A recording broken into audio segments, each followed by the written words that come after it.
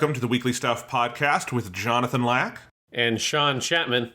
We are here to talk about stuff. This week on the show, we are talking about not just any old Ultraman, but Shin Ultraman. The new film came out in Japan about this time last year, played a little tiny bit in the United States in January, finally came out on digital and Blu-ray this month. So Sean and I have watched it. Sean's a big Ultraman fan. I want to be a big Ultraman fan because I loved this movie. And we've talked about the other Shin movie, Shin Godzilla. Mm-hmm. So, we had to talk about it. Yes, yeah. I mean, I've had now, last summer and this summer I've had my Ultraman adventures, and really 2 summers ago when I watched Ultra Q. So it has become like a summer tradition for me to watch the Ultraman shows, and it is fun now that we can actually together talk about an Ultraman thing with Shin Ultraman. Indeed. So that is going to be fun. Just quick reaction to the movie before we get into it, Sean. 2 thumbs up. It kicks ass. It is very good. Especially it's fun for me since the only Ultraman stuff I've seen is the Showa era stuff. So the mid to late 60s and the early 70s. And this is very much I think it's a thing you can, as evidenced by you, Jonathan, is something you can watch and enjoy without knowing any Ultraman stuff. But specifically, this is like a sort of pseudo remake / update of Ultraman 1, the original Ultraman series, in the same kind of way that Shin Godzilla is that for the original Godzilla movie, of taking the same sort of ideas and themes and some similar plot elements, but obviously updating them and changing them for the modern kind of setting. And it is very fun to see it that way, and it is also very wild to go from 1970s Ultraman special effects to the special effects in this movie, and just seeing the different ways you kind of interpret the character's powers and that kind of stuff. It's very fun. So I think if from a old school Ultraman fan kind of a perspective, or like someone who is enjoying the old Ultraman stuff, I really liked this movie from that perspective. Yeah, and I just, obviously I have some familiarity with, kaiju stuff, and I could recognize the kinds of Showa-era kaiju action they were playing with in the, effect sequences, which is very cool how they did it. Like Shin Godzilla, it's going for a different kind of effect thing than Shin Godzilla was doing, but it's a similar kind of, it's not trying to look like a modern superhero movie, and it's doing really cool stuff with its effects. But honestly, I just think it's a very striking piece of filmmaking. I think it's really interesting in how it is shot and put together and how it tells its story. And I just liked it on that level. And I think it is, I don't want to say 100% accessible, because it's very clearly doing some interesting leaps. And in fact, I was watching the first episode of the original Ultraman this morning just for fun, and it was interesting where it doesn't do scenes that did, and there's just some fun jumps around with that. But it is if this kind of thing is interesting to you, I think it is worth watching.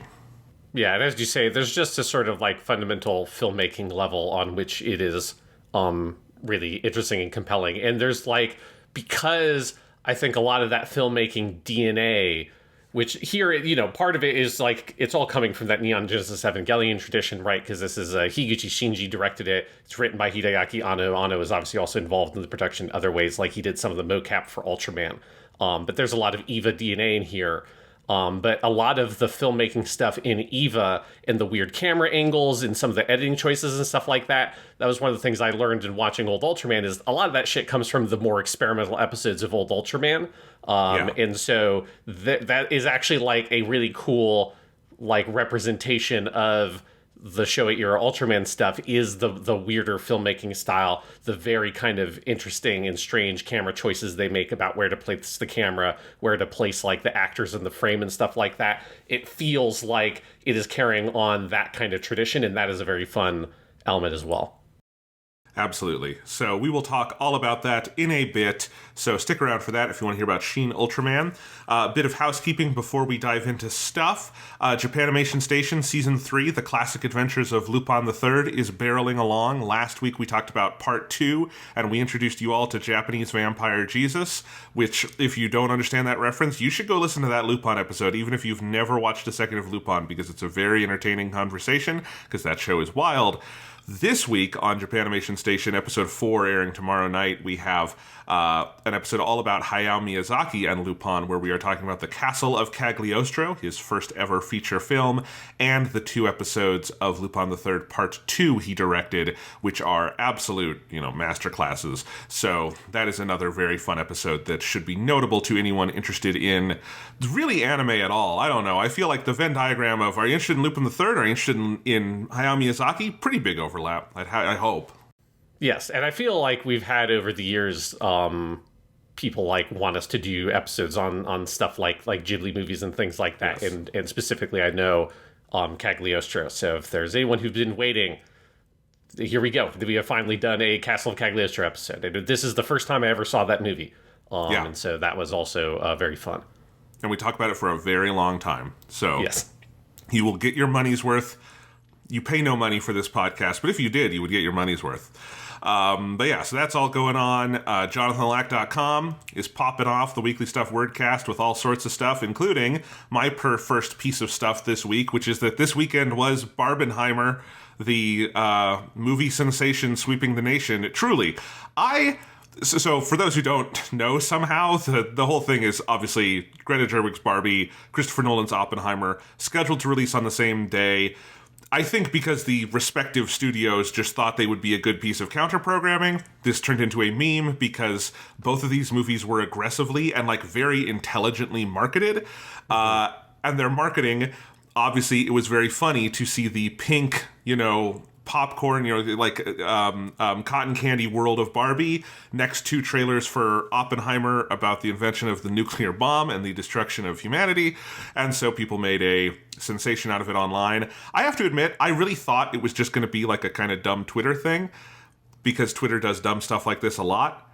And then you started to realize over the last few weeks, there was a kind of hype building around it that was not just a Twitter thing, it was a real world thing, to the degree that these 2 movies came out this weekend. It's the biggest box office weekend since Spider-Man No Way Home came out, which was 3 years ago now. Barbie grossed $155 million this weekend. Oppenheimer did $80 million, which I think is even the more amazing of the 2, because that's one, the number 2 movie at the box office doesn't usually gross $80 million, and that is a 3-hour R-rated biopic about the development of nuclear arms, not usually the kind of movie that makes superhero money. So yeah, big weekend at the box office, the busiest I've ever seen my local theater film scene, where I saw both of these this weekend, and such a sensation, my mom independently went and did both of these with no prompting from me. So everyone was on the Barbenheimer train. It was crazy. Yes, I have not seen either of them, so I have not gotten on the Barbenheimer train. But yes, it is wild to see from the outside.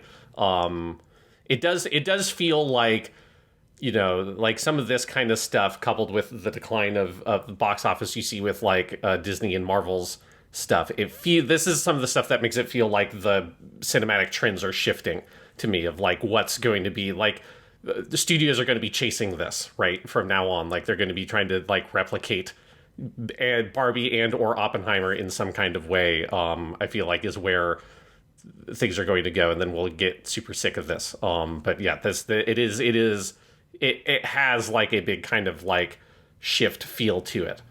Yeah, and who knows what lessons Hollywood will take from this. If the lesson they take is more movies about Mattel toys, they're fucking idiots. If the lesson they take is more movies that give interesting filmmakers a canvas to take a big swing, and then you market them really intelligently, and they are good, you could make a lot of money. And I think that is the lesson they should take. Hollywood doesn't usually take the right lessons from these sorts of things, so we shall see. But it definitely does feel like a sea change. I mean, also, there's so many records broken with all of this. Barbie is far and away the biggest opening weekend for a movie by a female director in history. Oppenheimer, again, it is close to the record for an R-rated movie. The only things above it are stuff like Deadpool. All of this is really crazy. And again, them landing on the same weekend, it just... I've been hearing this narrative of the box office is dying. The box office is not dying. Certain things at the box office are dying. I think there was a point where basically any superhero movie with a sufficient level of hype could be guaranteed a certain floor of returns, right? That moment has passed. I think The Flash, Ant-Man 3, very clearly that moment is gone. But like the idea that the entire box office is suffering, we've had a bunch of really interesting, genuine word of mouth hits this year. This is another pair of them. And I think the lessons should be more obvious, which is, first off, the studios should just settle these fucking strikes, give SAG and the WGA what they want, and then start making shit again. They've got some exciting stuff prepped for the fall. There's no reason they can't do a repeat of this, I think, with Dune Part 2. I'm not even a big fan of Dune Part 1, but like, the marketing for Part 2 is very impressive, and people liked that first movie. That you should be able to do this again with that, and keep making stuff. Like, and now they're talking about, well, instead of that, what if we just pull all of our movies for the rest of 2023 and put them to 2024 to try to make the strike last longer? And it's like, you guys are idiots. You have no idea what you're doing. But it's all sitting there if you want it. And then the movies themselves, I think Barbie is brilliant. I think Greta Gerwig is a phenomenal director, and I think it's a really smart movie that is very fun, very entertaining, wonderfully acted, extremely, extremely funny, and very fun to see with a crowd. Amazing sets. All of it is these, big physical sets they built with so much pink paint that there was a shortage apparently in California while they were making this of pink paint, which is hilarious. And it's a very clever movie. I think it's a very, kind of strident movie in what it has politically to say, which is not subtle. It is fairly didactic, but I also think it's dealing with stuff that it's okay to be didactic about. So I'm good with that. And it's a Barbie movie. Yes. It's okay for a Barbie movie to be didactic. It's yes. Obviously they're going for an older audience overall than the typical Barbie sort of demographic. Yeah. But fundamentally it is like a children's toy property. Yes. You need to have some didacticism in there. I agree, and I've seen some of them being like, the Barbie movie wasn't politically subtle enough, is the dumbest critique I think I've ever seen. But anyway, I think it's a great movie, and I think Greta Gerwig has earned every bit of this success she is having. Lady Bird was my number 1 film of the year. It came out. Little Women was my number 4 film of the year. She's done this. She is so brilliant. Apparently what's next on deck for her is Netflix has been working for a while on getting a Chronicles of Narnia thing up and running, and they've tapped her to do those movies. And I think that's interesting. That, if you try to do Chronicles of Narnia the way Disney did it back in the day, which is just as a Lord of the Rings ripoff, you are doomed for failure. Mm-hmm. That's not what those books are, and that's not what anyone wants out of them. Greta Gerwig is the kind of person I can actually imagine doing the actual C.S. Lewis books, which are like these small, character-focused, very tactile fantasy. I think the talent for production design she's brought to bear on Barbie and Little Women, and a lot of the character-focused stuff, I would be actually very interested in that if Netflix would empower her to make something that doesn't look like Lord of the Rings, but looks like the actual Narnia stuff. That would be fascinating to me. Yeah, because it shouldn't be the big epic fantasy series with your Helm's Deep style battle scenes and stuff like that. Yeah, it is not really the point there. Yeah, and I have no idea how they're going to approach that. They've said they're planning to start with 2 movies that I guess she would work on. I'm very curious if they go back to Lion, the Witch, and the Wardrobe. Maybe you start... No one's ever adapted, at least not... I guess there were those old BBC movies that we had to watch in elementary school that are really bad. But at least in the modern era, no one's done The Magician's Nephew, which is chronologically the first. Maybe you start there. I think the ultimate test for me, and this is Narnia fans will know what I'm talking about, is can you successfully adapt The Horse and His Boy, which is a very, very slow book about a boy and his horse moving across Narnia and nothing really happens. That would be the test if you can actually do Narnia. I say start with that one, because if you can pass that test, you can do the rest of it. But there you go. That's the Jonathan Lack strategy for adapting Narnia. My dad was very into those books, so I was very into those books as a kid, and they are very weird. They run against everything I think Hollywood actually wants out of high fantasy. Mm-hmm. But we'll see. Anyway, Greta Gerwig rocks. I'm glad she got this success. Oppenheimer left me kind of cold. I think it's an interesting movie in some ways. With Chris Nolan, you definitely, I said this in my review, there's a floor of quality with his movies. He's a very skilled filmmaker. Mm-hmm. He brings in, and I think more than his skill, he's very good at getting other skilled people to come in and do skilled work. And he's a very good conductor of talent, and there's a lot of talent on display in Oppenheimer. It is a great game of spot the character actor, because it's just endless over the course of the movie how many great actors show up in various roles. Cillian Murphy is phenomenal, and he's always phenomenal, and he's particularly good in Christopher Nolan movies, so I'm glad he finally did a movie where he's the lead, and he's very, very good.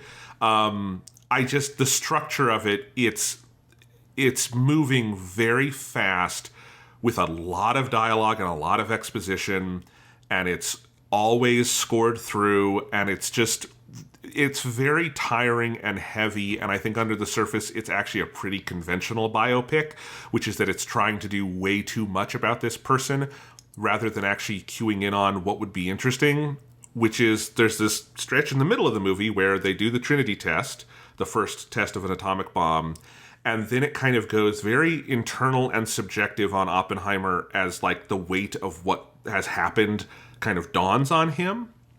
And that stretch is great, and I wish that's what the movie was about. And then the last hour of the movie is about Senate procedures and hearings and all this stuff. And especially after like the bombings of Hiroshima and Nagasaki, I don't really care what happened in the Senate and his security clearance and all that. It feels very small, and there's just a lot of stuff like that. So it didn't quite work for me. I understand how it's worked for other people. I do appreciate Christopher Nolan is still able to, divorce studios from great sums of money so he can make weird personal projects. That's great, and I'm glad it's making money because this kind of thing, broadly, there should be more of in the market. This is the kind of movie that has largely stopped being made in America and has instead gone to television mostly, and I think Oppenheimer is a little too long at 3 hours. I'm very glad there wasn't the 10-hour miniseries version of this, which would have been interminable, which is the alternative these days if, Chris Nolan isn't directing. So there should be more stuff like this. This just wasn't quite it for me. Yeah, I'm curious, how does it deal with the dropping the bomb on Hiroshima and Nagasaki? How does it, depict that element of the history there? So in a couple of different ways, the initial, it's all from Oppenheimer's point of view. So you don't see it fall on Japan. And I think that's the right call. He has, once he delivers the bombs, the military basically stops talking to him. And he is basically pacing around Los Alamos waiting for news. And I think it's a very good scene where finally on the radio comes in and Truman is making the announcement that they've dropped the bomb. And he is starting to imagine what has happened. I think that's a very good scene. And the scene that follows it where everyone is celebrating him and all he can imagine is burned skin and everything. I think that's strong. After that point, I just think it moves on to other things very quickly. My brother Thomas made a good point that it very much conflates Hiroshima and Nagasaki as one event when it is two distinct events. And whatever you think of the atomic bombings, I don't understand there being any possible defense of the Nagasaki one. Mm-hmm. And that's just not really brought up at all. I will say, to the movie's credit, it is not parroting the rah-rah jingoist line that we had to do this to end the war. That is something that generals in the movie say, but it is clearly framed in the movie and through Oppenheimer's reaction as this sounds like bullshit. And later on, it gives voice to the, I would say, more accepted historical belief now that it had nothing to do with actually making Japan and Japan surrender, but scaring the Soviet Union as the Cold War was started. Yes, so dropping the bomb was not about ending World War II. It was the opening gambit of the Cold War. That's what that was completely about. Yeah, that's what the history bears out.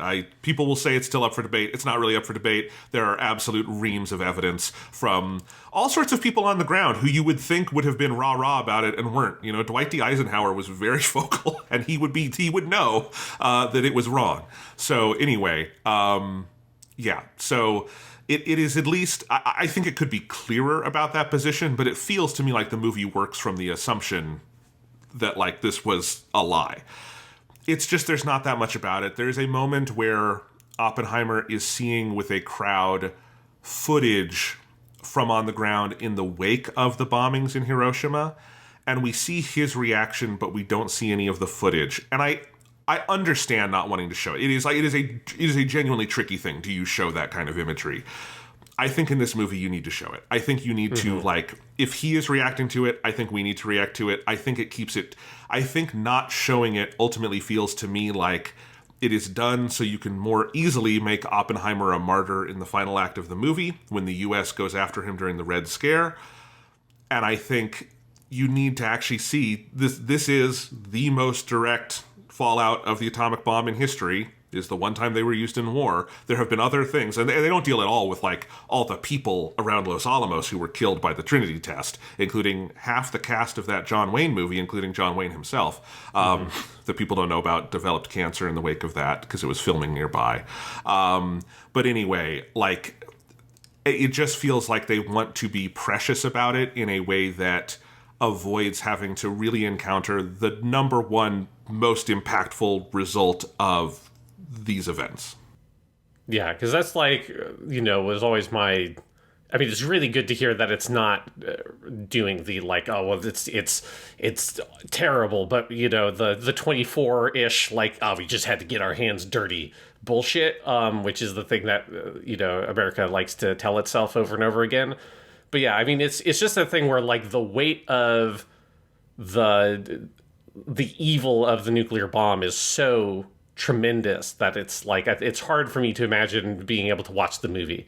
In the same way that it's like, it's a similar sort of thing to, like, in other, like, World War II movies, the context of, like, the Holocaust is such, like, there's so much tremendous gravity to the evil of that it's like, when you poke it at all, like, how do you deal with that? Like, how do you address it? Just because it's like, the shockwaves of what that nuclear bomb did to those people in that community and that country and the whole world is so horrible and, like, irreparable, and it changed everything forever. And I can see, as you're saying earlier, that, like, when you get to the Senate hearings, you kind of stop caring about the Red Scare and the security clearance and, like, the way that, America, it is, I think, an interesting piece of history, the way that America sort of, like, chewed Robert Oppenheimer up and then spit him back out the other end and just kind of didn't give a shit about him.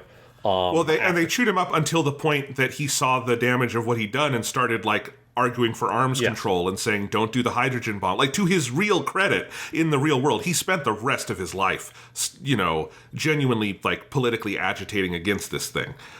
And that is an interesting story, but it does kind of pale in comparison to the thing that happened. Yeah, and it's like, it's something that I think when you dramatize it, it's like, right, like, it's fine for a documentary about Oppenheimer. Right. It's like, it's hard for me to imagine being able to dramatize it and avoid, and, like, how do you solve that problem of how much more weight dropping the bombs has than what happened with Oppenheimer's life after that point. Like, that's interesting history, but does it, like, narratively stack up with the other material you've already kind of broached? So that was kind of my curious thing I was about this movie based on the trailers and stuff. The most frustrating moment in the entire movie for me is the sort of secondary plot line. All the black and white stuff surrounds a character played by Robert Downey Jr., named Louis Strauss, real person, who was basically the orchestrator of the shaming of Robert Oppenheimer during the Red Scare.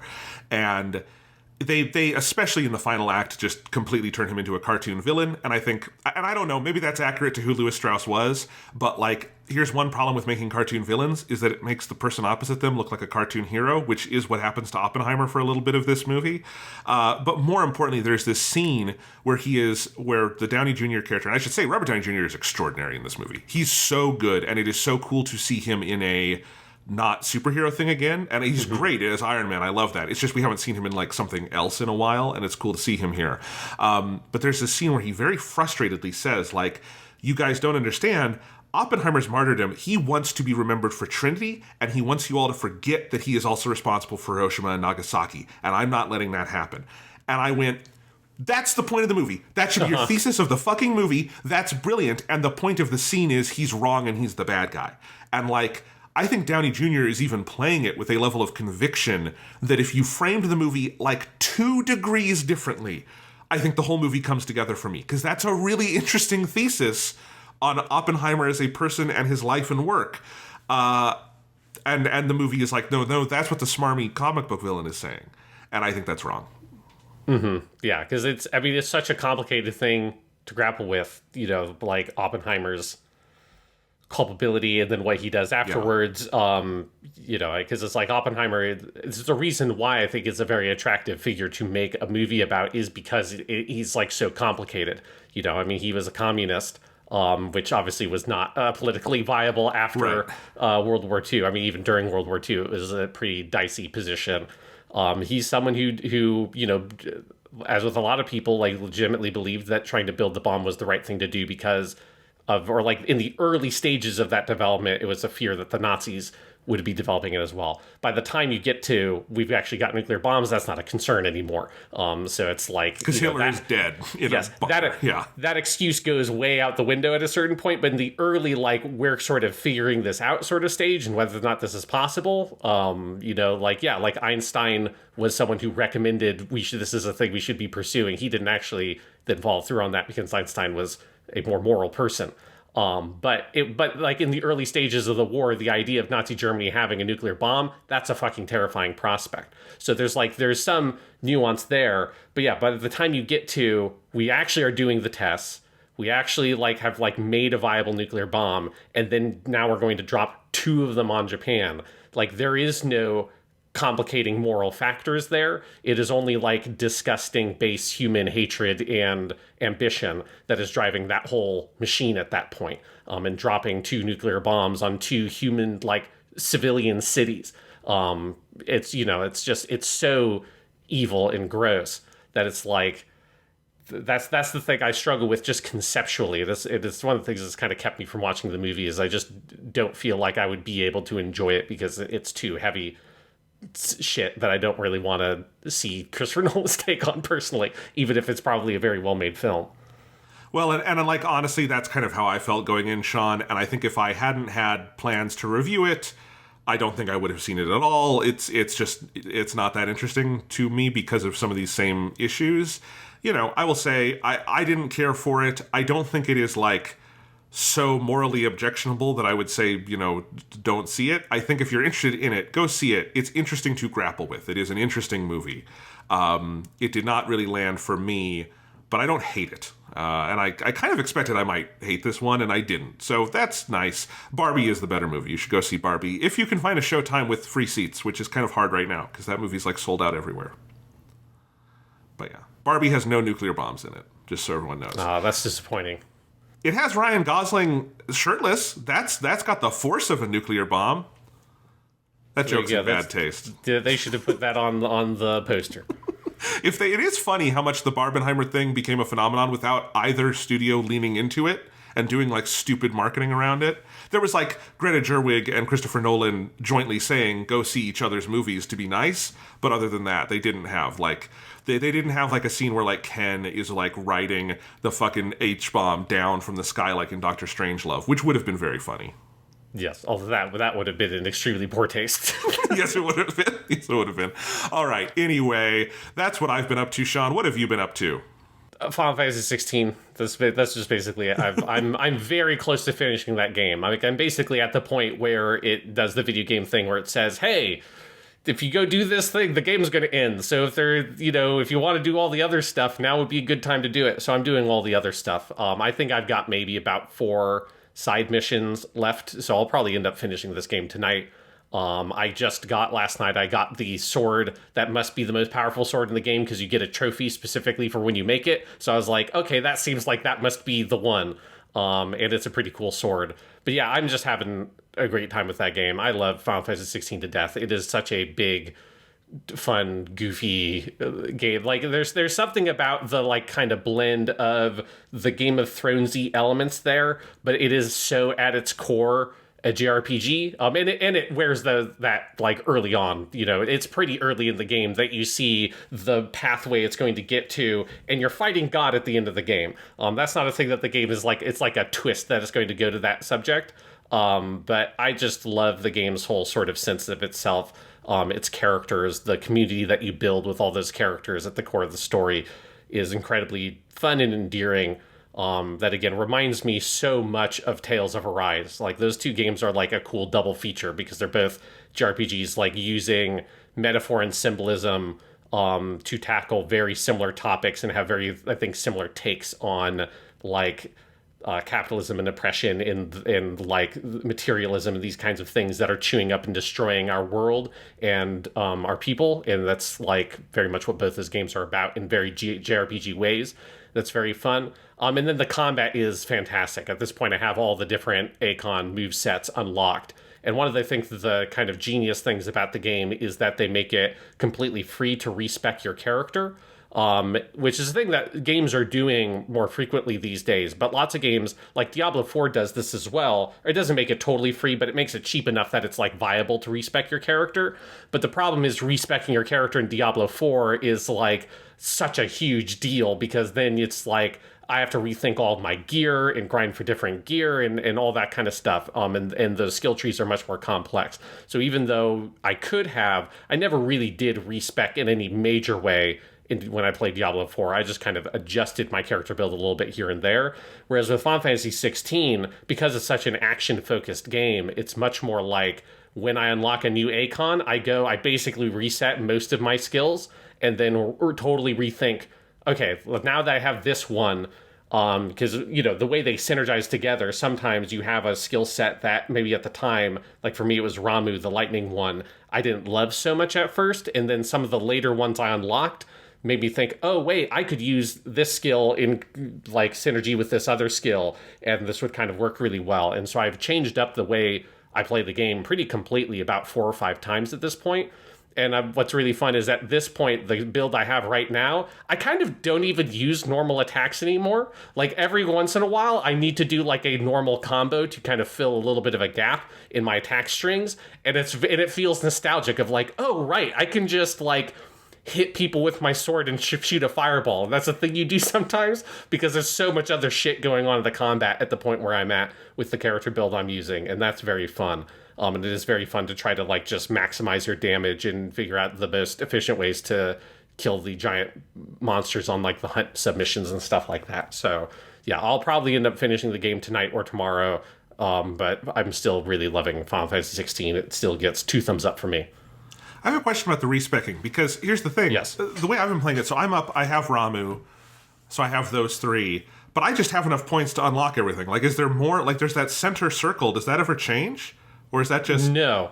But one thing that starts to happen, so you can have, right, once you get Ramu, you can have 3 of those sets at the same time, right, that you're flipping between.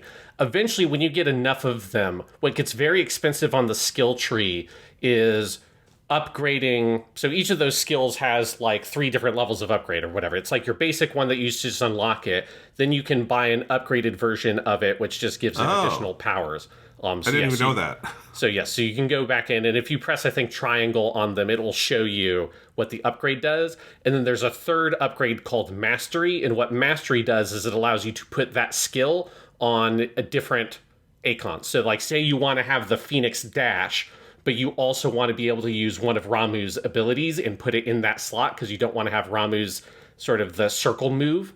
You can then unlock, like spend a lot of extra points to get one of those and put it on the Phoenix set. So at this point, I have 2 or 3 abilities that aren't even associated with the actual Akons because I want their circle skill, but there's something about one of these other abilities that I also want to use in my build, and getting that mastery is very expensive. But yes, you can go back in and look, and you can upgrade those abilities. Okay. And so that might be why you may have a little bit extra points right now if you've not been doing that.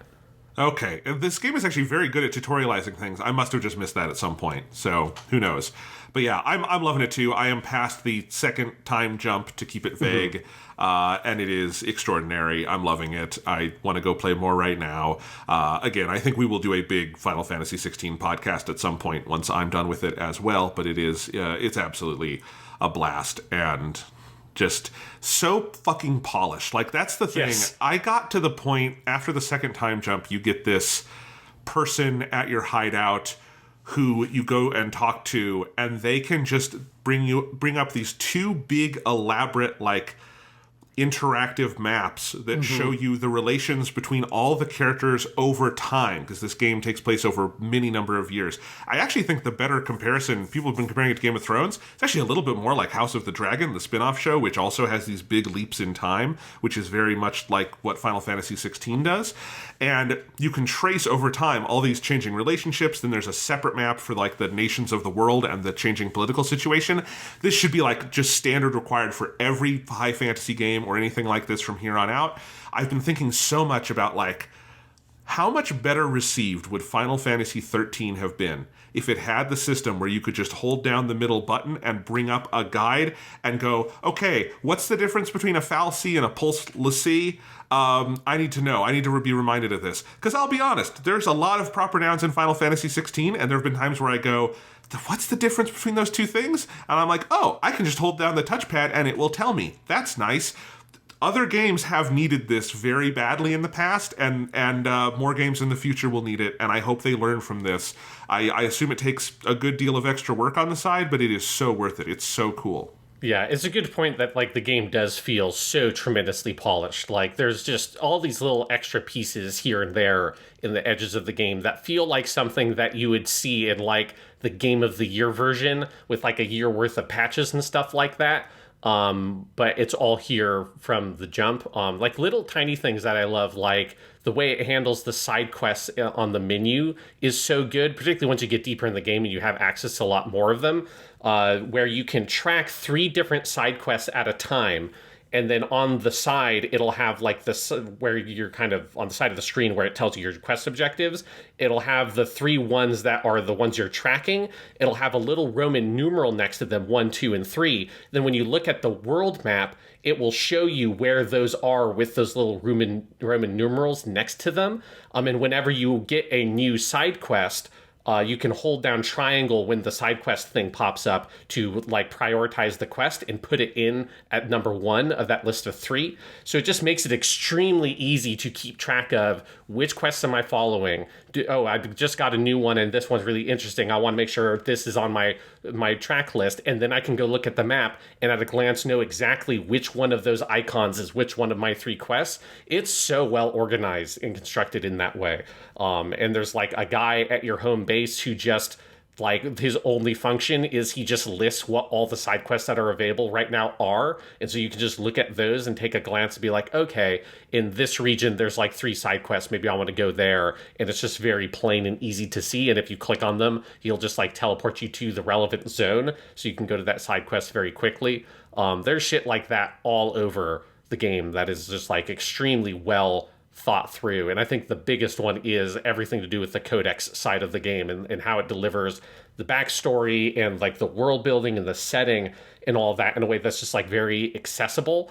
Like if you go to Harpocrates, the like codex man basically, and you go through, and if you start like digging through those codex things, they pop up in little windows, and then at the bottom they've got these little tabs that, so if you're like looking at one character, it'll have other related tabs that'll be like, oh well, here's the nation that character's from, and here's like, oh, this is like the Akon that they are, so like the summoned beast, here's like, Bahamut or something. Oh, and here's this other character you saw in a cutscene that you know is closely related to this one. And it'll give you 4 or 5 of those tabs, and you can click through them, and it starts putting the windows on top of each other. So if you like are reading through one of those related tabs, and you're like, oh, wait, how does this connect to the thing I was just reading about the other guy? If you just press circle, it will close out that tab and it'll be back on the previous one. Like the logic and flow of that menu is so smooth and so well thought through. It is incredible to me. Like it's like so much better than these kinds of codex things ever are in games, where they're usually so incredibly cumbersome that I tend not to even go to them or use them because it's just such a hassle to engage with. And Sony games have those mechanics and that system in there. It's just so hard to use and you don't want to go out of your way to do it. Whereas like I always have a very fun time going back and being like, let me go talk to Harpocrates and like spend a little time looking at the map, thinking through the characters, trying to make connections, and just kind of understanding the history of the world. That side of the game is incredibly fun. It is something I really hope other RPGs take from this game and think about, okay, how can we fill in those kind of the edges of the experience to give players the ability to dig deeper into this stuff in a way that feels really inviting and accessible, because Final Fantasy 16 has like totally cracked that nut. Absolutely. One thing we know from the development of this game is that it was done essentially like playable start to finish around this time last year. Mm-hmm. And the last year of development was all this stuff, along with some things like voice recording in multiple languages and bug polish and whatnot. But like, you can feel that. It definitely feels like there probably was a version of this they could have released, 10 months ago that would have been a very bare bones, kind of not quite there 1.0 release, and you would have been like, all right, and then over time they would have added stuff to it until it felt pretty finished. Like, I've never gone back and replayed Final Fantasy 15 with the absolute mountain of patches and DLC it had, but it probably feels substantially more polished than the game we played at launch. But most people will never experience that, because most people play games when they come out. And so it is cool, as you say, to have a game that just feels like this is the Game of the Year edition of it or something. Tears of the Kingdom was the same way, another game that also just had a full year of polish at the end of its development cycle. And I love it when that is possible, because it makes for something that feels like you're getting your money's worth out of it, definitely. Yeah, it just feels a little bit old school, right? Like, there's so many things we've just kind of like accepted get shaved off of games and then added back on later with patches, which is, fine. I mean, game development is really hard. I understand, that, hey, New Game Plus, for instance, is a thing that often gets like sort of shelved for, we'll put that in the game later. And I know that Final Fantasy, I haven't beaten the game yet, but I know the game has a New Game Plus mode at launch, which is obviously, Capcom has been doing a good job of that as well, of like keeping that in as a like for launch feature of the game, which is rad, because, particularly like the Sony first party games typically always end up with a New Game Plus mode, but they usually don't have one at launch. And like The Witcher 3 was one of the first ones I remember doing that, of where they added like a year after that game's release what the New Game Plus mode was. And it's, it's an extra little feature. It's a thing that most of the players are not going to use. But that kind of stuff is nice to have at launch and just feel like you do have this big complete package, which feels more like, games from the Xbox PS2 generation, when those features were pretty standard. And obviously there was no option to have them come on later. It's like either you had New Game Plus at launch, or there was never going to be a New Game Plus mode in your game. And it's just nice to have like all that stuff here and have it feel like a very complete game. Also, one last little thing that I think we somehow have not mentioned across our various conversations. This is the first PS5 game in a while that it just fully, you feel it has no loading times. Yes. It just doesn't have them.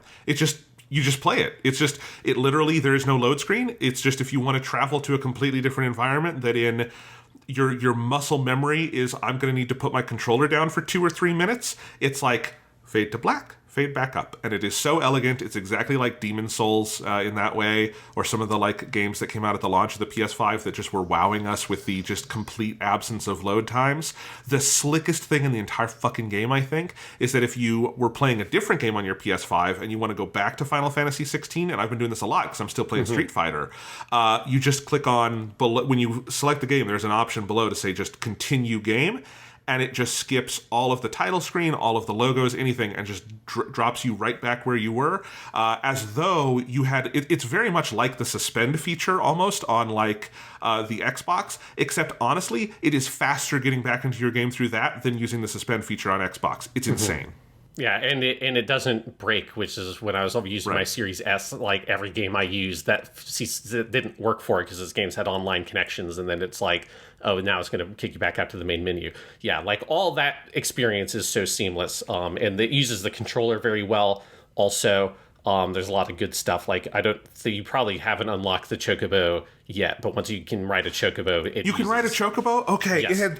I've played enough of the game that I just assumed you would never get to ride one, so I'm so excited. One thing, but it is something you could miss if you don't do the side quests. One thing that people should know, and for you, Jonathan, make sure you do this, when you get side quests that have a plus sign instead of an exclamation mark as their symbol, you should do the plus sign ones, because the plus sign ones always unlock some kind of like really meaningful upgrade. And the Chocobo is one of those, and there are some other things that like they kind of distinguish, okay, this is like a side quest you really want to do for like practical reasons, because it's not just going to be some gil and experience you get. You're going to get like a player upgrade that's really important. And so you might be able to do the Chocobo quest now, if not pretty soon, but it uses the adaptive triggers really well. So when you accelerate or brake on your Chocobo, it uses that, and that's like a very satisfying feeling.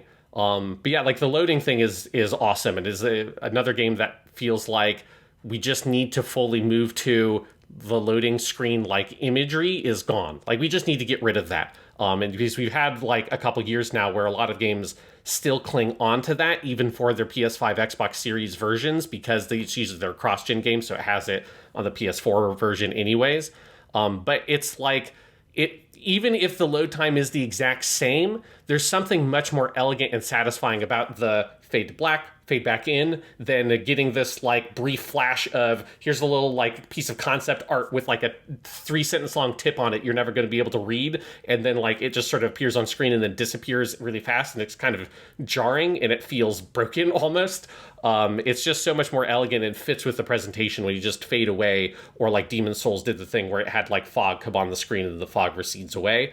That kind of thing is like really cool and makes use of that loading feature, especially because the way that Final Fantasy 16 is structured, it's not one big seamless open world or anything. It's a lot of different kind of zones that you're going to. So you end up fast traveling a lot more than you would in a more traditional open world game. So if this game was like a PS4 version and you had a minute-long load every time you were going to a different region, that would fucking be awful. Like, I would, if that was the case, I wouldn't be doing all the side quests I'm doing right now, because it would just add so much dead time onto that. But one thing that's fun about doing the side quests is it's just so fast and snappy to get to where you're trying to go talk to the dude, get onto your quest, fight the monsters, be like, oh, that was awesome, where do I go next? Oh, this other place that's like all the way on the other side of the world? Well, great, I can be there in like 5 seconds and start getting into the shit, and you're not sitting there waiting through huge loads every single time. And it really is a game changer for the structure of game like this.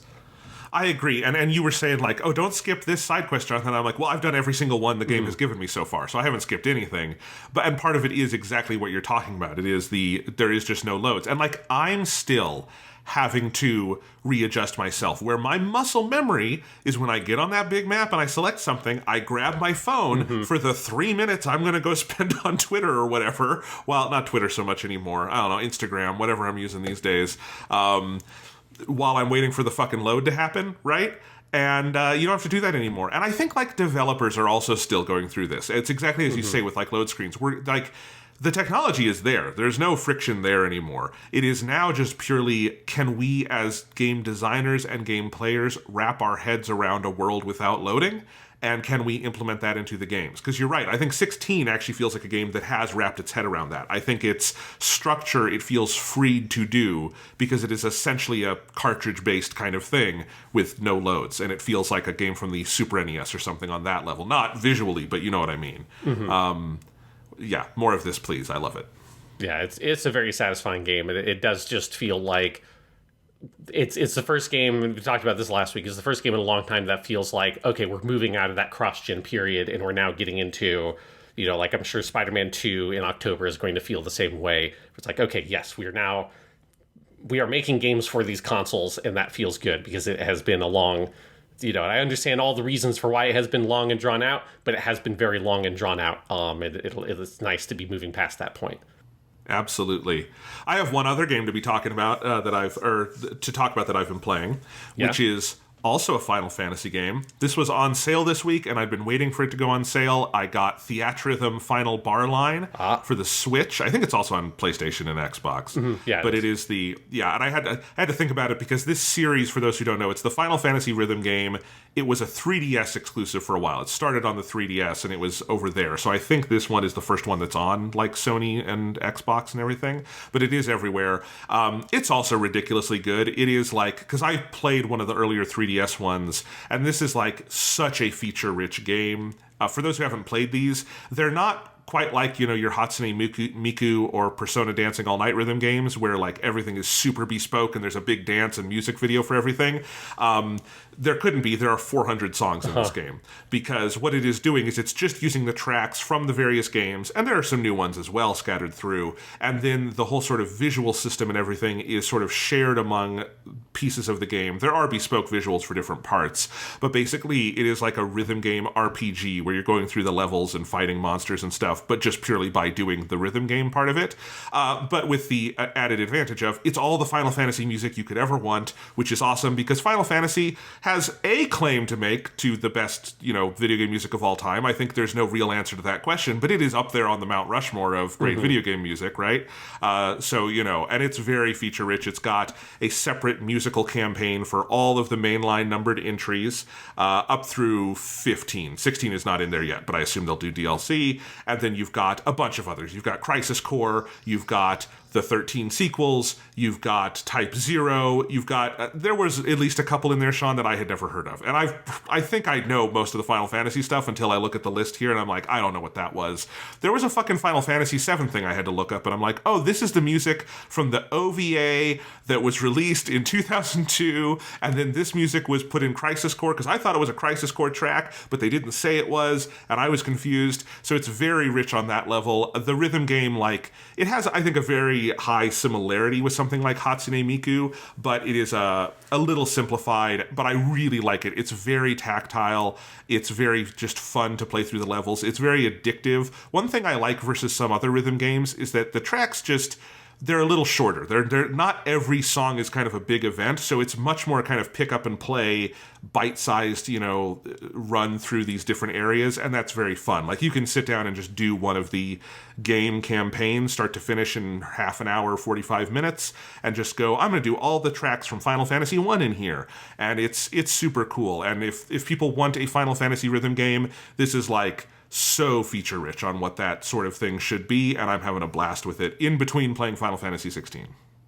Yeah, which unfortunately, obviously, there's no Final Fantasy 16 music in there, right? Because that's too recent. It came out before 16. This launched in like March, but there's a bunch of DLC for stuff like Nier Automata and whatnot, so I assume they'll add 16 music. Yeah, because I was going to say that because I'm looking up it up on Wikipedia because I thought this was the case, but yeah, there is music from non-Final Fantasy games as well. There's music from Live Alive, The World Ends With You, Octopath Traveler, Nier, Xenogears, and the Chrono series and the Mana series is what Wikipedia says. As we say, Jonathan, I think there's added even more with DLC. I also noticed that on platforms, it is on PlayStation 4, which I know because I saw it's on sale right now on PS4. I might pick this up. I did just buy Octopath Traveler 2 because that was also on sale. So I don't know if I'll because I'll probably just move on to that. So I don't know if I'll really pick this up because I'm not going to have time for it. But it's not on Xbox, unfortunately. This is another... the Square Enix and Xbox have a complicated relationship. There's not a lot coming out there. So I don't know if it's that complicated a relationship. Yeah. Their stuff doesn't sell there. That's why. I'm sorry. They've tried. They've given it the old college try. All the Final Fantasy 13s came out there in compromised form. 15 was there. No one... Yeah, especially in Japan, they're a Japanese company. I'm sorry, that's just not where the sales are. Yeah, if I remember correctly, I believe that 15 sold less than 10% of its copies on the Xbox. So it's unfortunate for people who want to play these games and all they have is an Xbox. That's going to be a no-go. Hopefully, it at least comes out on PC at some point. That'd be a nice platform for it to come out on, because I can imagine people would crack that open and be able to mod in all kinds of weird other songs if they wanted, but. Right now, PlayStation 4 and Nintendo Switch is where you got to go for your theater rhythm. However the fuck you're supposed to say that. Say theatrhythm, but I don't know. I don't think there's any definitive pronunciation because it's a made-up word. Yes. Hold on. Let me see if I can get to a page here that has a Japanese... Oh, the katakana would tell us, wouldn't it? Yeah. If it's theaterism because it's shiatorism. So it's theaterism seems to be probably the best way to pronounce it. Okay, because the R is just shared between the two words, and that's what's confusing. Theater rhythm, Final Fantasy. Okay, that makes more sense. Shiatorismu. But anyway, this one, I do think it's funny, though, this game does not have the word fantasy in it. It's just theater rhythm final bar line. So, like, if you search Final Fantasy in the store, it won't come up. I didn't think about that, but yes, that is funny. Yes. But anyway, I will probably get some of that DLC at some point because the Nier music would be particularly fun to have in here. But anyway, I am glad that exists. And I kind of, I definitely like the chibi characters in some of the levels look sort of cheap and silly. But at the same time, 400 songs. I'm very happy just like, it's kind of cool to just have here's all in one go. Just have at it. And I am enjoying that because one of my favorite things about 16 is just the way it uses all the classic Final Fantasy music throughout. And it makes me want to go play it in this game. It's just a nice little reward cycle. So there you go. Yeah, the main menu, or not the map music on Final Fantasy 16, which is like an interpretation of the prelude with the arpeggio, the very famous Final Fantasy arpeggio, is so good.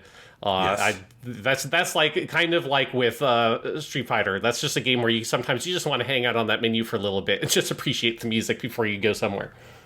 Absolutely. All right. Anything else before we jump over to the new Ultraman? No, I think that's it for me. Let's let's, hit our beta capsules and talk about Ultraman, Jonathan. Before we talk about the content of the movie itself, I want to talk about trying to watch this fucking movie. Yes. Okay, the reason we decided to do this now is we were just waiting for the Blu-ray to come out, because we are old men who enjoy our physical media. It's nice and easy. It looks good. We're fine. And it was coming out July 21st from this company. Cleopatra is the releasing label. And we're like, great. Get the Blu-ray in. I didn't spot check it, because I assumed adults put this together. And then last night, Saturday night, we're recording Sunday, I sat down to watch Shin Ultraman and discovered it is a Blu-ray of a Japanese movie with no subtitles for the Japanese version. It has closed captions for the English version, which means there's also all of the, person screams here stuff. Yes.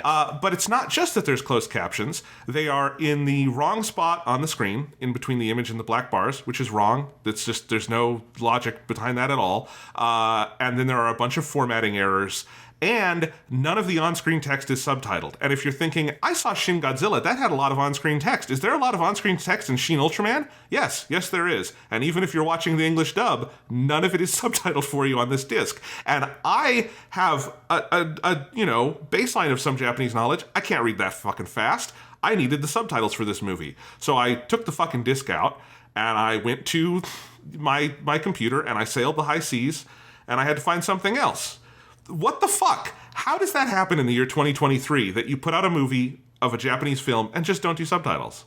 Yeah, I just ended up watching through with the Blu-ray because I was watching it with my dad last night because when I watched the Ultraman stuff, I watch it with him.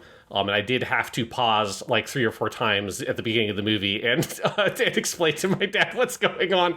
Oh God! And it's it doesn't have as much of the on-screen text as Shin Godzilla. It's mostly focused at the very beginning. There is one moment where there is a visual joke that is entirely delivered via on-screen text, where one of the ladies has put together a report on Ultraman, and she says, "Here's everything we know about him," and throws it on the table. Then it just is a close-up to the text that says "identity unknown." And that's the entire report, and that is a joke that obviously will not land if you can't read that. So I had to pause there and explain that to my dad too. And from my purposes, I know I can understand Japanese well enough that I didn't really need the subtitles, so it didn't bother me that much. But that's because I know the language, so it's that's right. That's not. You're cheating at that point. It's not for you. I might at some point, for me personally, obviously not for being able to watch it with my dad, but for me personally, I could have just imported the Japanese Blu-ray and had honestly a better experience. It would have been better for me to watch this with Japanese subtitles than to have watched it with the English subtitles. It is without a doubt, by a really substantial margin, the worst official release of anything I have ever seen in terms of that stuff. It's terrible because, as you say, it's the subtitle placement is in the wrong spot, which is distracting. The subtitle font is smaller than it should be, and the amount of text they have in there is less than it should be. So it moves through text way too quickly, because it's just little phrases, instead of giving you at least a complete sentence most of the time. And that's really bad. As I say, it is very distracting that it's just the closed captions thing, and so you're just constantly getting text on there that says "monster growls, loud stomping," which is great. Thanks. Thanks for scrolling off the subtitle text that I need to see, because it's not capable of displaying 2 text lines at the same time. So if a monster stomps when a character was saying something, I hope you finished reading what they were saying, because that text is gone now, so that you now know that a monster was stomping. Which, even if you're hard of hearing, that's not going to help you. That get fucked if you're deaf, because you're not going to be able to understand the movie either. Yeah, to be clear, Blu-rays are perfectly capable of displaying as many subtitle lines as you want. Yes. The people who put this together didn't know that. Yeah. And then all the formatting is broken, which is very noticeable whenever there is something that's meant to be italicized, which is quite a lot of text at certain points in the movie, because there's lots of soldiers talking on the radio. Basically, almost any time that Zoffy says anything, they wanted to have it italicized, I guess, because he's got this weird kind of spectral voice. But that means that instead of having the text italicized, you have the bracket I/close bracket at the beginning and end of all of those lines, which is incredibly distracting. It looks awful. It is something where it's where that's just a mistake. Like, that's not, we didn't know the best way to format subtitles, you know? I mean, there's no real excuse for a professional release on we put it in the wrong spot and all that kind of shit. They should know better. But if you don't know better, I mean, you're not going to know any better.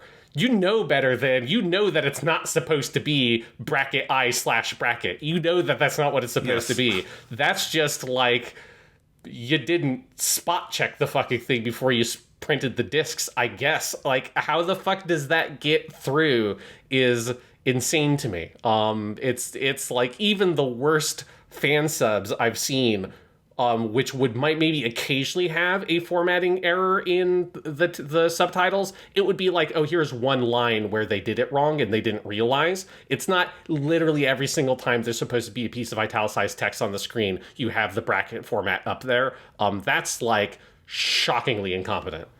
It means there was no quality check. It means nobody checked the disc before they printed it, which is amazing. Here's the thing, though, Sean. My adventure didn't end there, because I have to tell you the rest of the story of how I finally was able to watch Shin Ultraman, because it's a comedy of errors, most of which has nothing to do with the movie. It's just other shit that happened as I was trying to download it. So I sat down to watch that Blu-ray at 8:30 p.m. I didn't really start the movie until 10 p.m. I had a journey. So Blu-ray sucks, not going to work for me. So I went to get a torrent. I just went for the nicest 4K, whatever had the most seeds, download my torrent, good. Take my computer, my laptop, out to the TV room, plug it in. All right, movie's here, subtitles are good, let's play. Fuck, this is a 4K torrent with HDR, and it's not showing up right on the TV. And in addition to that, my TV and my Mac, I don't know why this is definitely the TV's fault, because my Mac works with every other monitor I use. I teach with my Mac, I bring it to school, all this stuff. But with my TV, it sometimes doesn't do the frame rate right, and video will stutter, and I don't know why. It is, again, it's not my Mac, it's the TV, whatever's going on. I was having that and the HDR issue, so I'm like, fuck. So I'm like, I have Plex on my PS5, let's do that. I'm like, let's play this over Plex. Plex doesn't like HDR. It doesn't want to play it because it's in Oh, fuck. Okay, let's go get a second torrent. Let's see if we can find a torrent with no HDR on it. Okay, this one says it's 4K, but it says it's not HDR. I tried to do a 1080p torrent, no seeds, couldn't get it. Okay, we'll try this one. Fuck, also has HDR, won't play, all the same problems. So at this point, I'm like, fuck. And I'm looking through and I'm like, where'd they get the subtitles from? Is this a fan sub? No, they got these subtitles from one of the rental services. Okay, this movie is on digital rental. I'll just rent it digitally. And so I went to the first app that had it. It was YouTube. And I went, that's fine. YouTube has my payment information. This is easy. I can do this. Rented it on YouTube. It did have the proper subtitles, but this is how I watched the movie, but it drove me absolutely crazy. The subtitles had ADHD because they jumped all over the screen. They weren't just at the bottom in the center. They would go center, and then they would go justified to the left for the next line. And then they would go up, justified to the left. And then they would go center, and they would rotate around the screen with every line. I have absolutely no idea why. YouTube actually has a bunch of options for formatting your captions, so I was able to make them look nicer, because they initially came up as the giant black boxes obscuring the screen, and I was able to make it just normal translucent text, but I couldn't fix the placement. It drove me insane, but I did finally, I was like, I can at least watch the movie. But then I'm like, this doesn't look very good, and I check. I paid for HD. HD on a YouTube rental is apparently 720p. Not even 1080, not 4K. It's compressed to shit. It looked like someone... Is it 2005? What if you needed 720p? That's fucked up. It honestly looked like someone had illegally uploaded the movie to YouTube. That's the thing I paid for. That's what it looked like, especially with the fucking crazy schizophrenic subtitles. I made it through. I want to see the movie again in better quality when I have more time to get it right. Because it's a great movie, and the problem was whenever there was any significant motion on screen, just macro blocking galore, and hey, there's a lot of motion in this movie when things get going. I imagine that YouTube probably is not a big fan of some of the psychedelic background stuff at the end with Ultraman and Zoffy it's just all pulling from the original Ultraman. That's one of the reasons why those are nice to have on home video, is because there's lots of weird swirling psychedelic backgrounds in the opening titles and stuff that if you watch any of those on YouTube just get macro blocked to absolute hell. Yeah. It sucks. So anyway, I just want to say this is why I like my physical media, because you take the disc and you put it in the thing and then you're done. And it's great. And you don't have to deal with your Plex server or your HDMI handshake to the TV or any of that shit. And this is why I would like it if companies could check their fucking subtitles before they send people the discs. Yeah, it's particularly frustrating because the company that handles the normal releases that I've been buying for all the old Ultraman stuff, like those are fucking awesome releases of those Mill movies. Creek, they know what they're doing. Yeah, it's like just in super high quality, really crisp stuff that have like fun little booklets that have lists of all the monsters and that kind of stuff in there. There's not a lot of extra bonus features, but that's fine. I can get, it's like a very very cheaply priced, very nice releases of those or those shows. How desperately I wish that they had the license for Shin Ultraman. You get a nice Shin Ultraman version. Give me one of that nice steel book and all that kind of shit. Unfortunately, that is not the case. Yeah, so do not buy that Blu-ray. I will be returning my copy and watching the movie again in a better form at some point. But now that we have talked about watching the movie, let's talk about the movie itself. This movie slaps. I loved it. Yeah. And I'm not even a big Ultraman guy because I haven't seen that much. I've now seen the first episode of the original Ultraman. Seemed fun. This was great. Yeah, and it's not as good to me as like Shin Godzilla. I also don't think it's as accessible as Shin Godzilla if you're a brand new viewer who has no history with Ultraman stuff. Because I think one of the things that this movie is doing is it is an updated version of the original Ultraman that is pulling on specific plot lines of individual episodes from that movie to kind of make its plot. And so Shin Ultraman is very in a very kind of intentional and self-aware way, it is structured like a TV show. Like it has an episodic nature to its fundamental plotting, where it is moving from alien to alien, that is doing updated versions of the plot lines from the episodes where those aliens appeared in the original Ultraman. And I think for some people that might be a little bit hard to deal with compared to Shin Godzilla, structured like a very intentional, like normal movie. But there's something about that like once I've got kind of into the flow of what Shin Ultraman was doing, I got pretty into that. There's something like very kind of relentless about the way the film is constructed. And all of the storylines and everything is obviously like thematically all connected together with its fundamental perspective on like bureaucracy and like Japan's place in like the kind of global community, which feels like this movie, similar to Shin Godzilla, is very focused on those things. So there is like a thematic through line that does connect everything. But it is a movie that I feel like is probably would be like harder for other viewers to get into. Like I kind of understand why this movie does not have the same level of reputation as Shin Godzilla does. Also, Godzilla is just more accessible than Ultraman. Godzilla is something that has been popular in America forever. Ultraman is a little boutique label, puts out Ultraman, right? The Criterion Collection puts out Godzilla. It's a different like level of popularity and accessibility on that too. Also, Godzilla, even if you wanted to watch all the Godzilla, that's like 25 movies. Ultraman is like 25 TV series, Yes. 50 episodes each. But no, I mean, I wrote a little bit about the movie after watching it, and I just said, I'll leave it to others who know the Ultraman franchise to tell you about the iconography and everything, which you will do for us here, Sean. But like for me, I really loved the episodic structure, and I recognized at a certain point, they're clearly doing an episodic thing. And I did pull out my Blu-ray set of the original Ultraman show and just looked through the episode guide, and I'm like, all the monsters in this are there different episodes of the original show, so they're pulling from those characters. But like just as a movie, I like how relentless it is. It's just constantly shifting its story and stakes. I think there's something like really interesting about this versus, your typical sort of superhero movie, which Ultraman is obviously a superhero. And in that instead of there being this sort of one threat that builds and builds and builds, we keep having these different threats.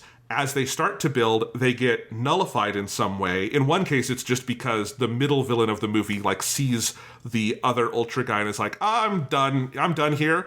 Ultraman, you can have Earth. And he leaves, and that's very funny. And I just love that general rhythm to it in that it packs so much in. It keeps you on your toes. It keeps moving. And within that, it has, I think, just an incredible sense of camera work. For me, like, this was my favorite thing about the movie. this is like in the Hall of Fame of movies for me, where they are shot digitally, but they are really proactive about doing things with digital cameras you couldn't do on film. I would also point to stuff like Miami Vice or Inland Empire. There's a Korean director named Hong Sang-soo. And, like, I know this is inspired by some of the camera work of old Ultraman, but specifically in, like, 2023, what he's doing, Shinji Higuchi here, is having these small mobile digital cameras, stuff like GoPros and whatnot. I don't know if that's what they're actually using, but something like that.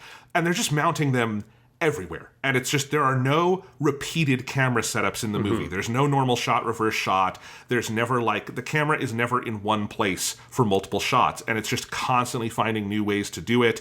It's constantly off kilter. It's very disorienting. It's very, like, almost childlike and playful in how much fun it's having with where you can plant the camera. And I think the cumulative effect sort of feels to me like we're looking at the world through the eyes of an alien. And I think it actually makes sense that they keep Ultraman and his human, host kind of at an arm's length from us in this movie, because it kind of feels like the entire POV of the movie is his to a certain extent, and we're aligned with him in that way. And I just thought all of that was super fun. And that's before you get to the amazing action and music and all that stuff. So, yeah. Yeah, I'm with it. Like, just the way the movie is shot is so fun. And it does feel like it just really preserves the spirit of the more adventurous older Ultraman episodes, particularly like all the stuff that's just in their like office for the SSSP. That reminds me of the thing that, particularly once you get a little bit deeper into each of the Ultraman shows, and these directors have done a few episodes where, you always have this kind of HQ set. Obviously, that is like where a lot of the episodes are filmed. That's where all the different members of the team get together and discuss their plans and stuff. And once a director has like shot on that set a few times, you feel them being like, well, what else can I do here? It's like, oh, well, there's this like weird staircase over here with like this weird like geometric railing. Let's just put the camera behind the railing and then frame and use that as like a framework to frame and like divide up the frame for the different characters and put them like in there's like this weird triangle made by this shape. There's like a square over here. Let's have them stand in this way, or like, shooting behind like these windows or through the glass in an interesting way, using the lighting in a very theatrical manner, like using very extreme framings, which this movie does, of like shoving the characters like in one corner, and using the negative space in an interesting way. Like all of that stuff is like, I think, preserving the spirit of those old Ultramans while having obviously the thing that is different. It's got this much more aggressive, kind of more modern editing style, where it moves really fast. The pace of the dialogue is way faster. Obviously, the acting style is very different. So it feels very modern in a lot of ways, while still, I think, like really retaining the spirit of what that old show was doing, visually and directorially, and also like, obviously, like the themes and all that kind of stuff there's a lot of interesting kind of relationship and friction between those in this film. So as someone who really likes that original Ultraman show and a lot of the other Ultraman shows I've seen, this is like such a fascinating movie in a very Shin Godzilla-esque way in how it is commenting on and reusing like symbolism and imagery and style, aesthetics to I think make a commentary on where we are in the world now versus where we were in the world when the show originally came out. Yeah. And within that, though, like, I also love, you can see all the Shin Godzilla DNA in this, but I also love how much it shifts its tone, where Shin Godzilla has a satirical side to it, but then also this very heavy, like, Lovecraftian existential horror side to it, And Shin Ultraman is like, this is fucking camp. We're going to have fun with this. This is big and silly and pop and just, like, we're going to move fast and we're going to have characters say ridiculous things. You were talking about different visual gags with, like, the text. One of the text, there's so many funny text things that come up. One of them is a report that I think one of the aliens makes, and it says, self-defense against aliens through making humans giant. And I just laughed my ass off and freeze-framed that because I was like, I need to say that on the podcast because it's a hilarious sentence. And I think all of that, there's such a good, like, Saturday morning quality, which would be the American reference at least, to, like, what kind of thing it's doing. And I really enjoyed just how there is no irony in the movie. It is an update to the original text in various ways, but it is not at any point trying to be, like, better than the text or doing snide jokes about it or anything.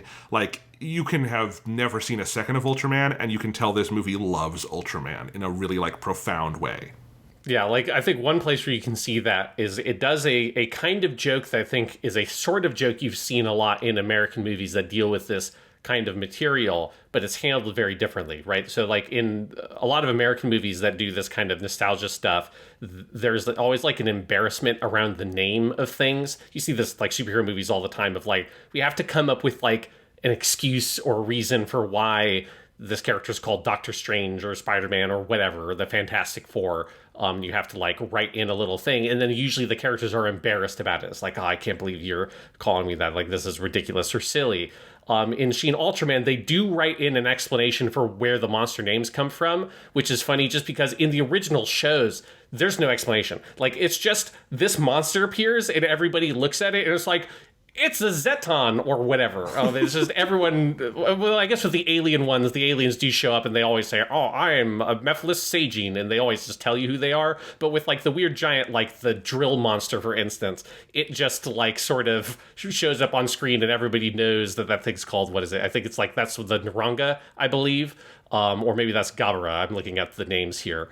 But it's that sort of thing. It's just like everyone just sees it. They just call it that. There's no explanation about where or how the name existed.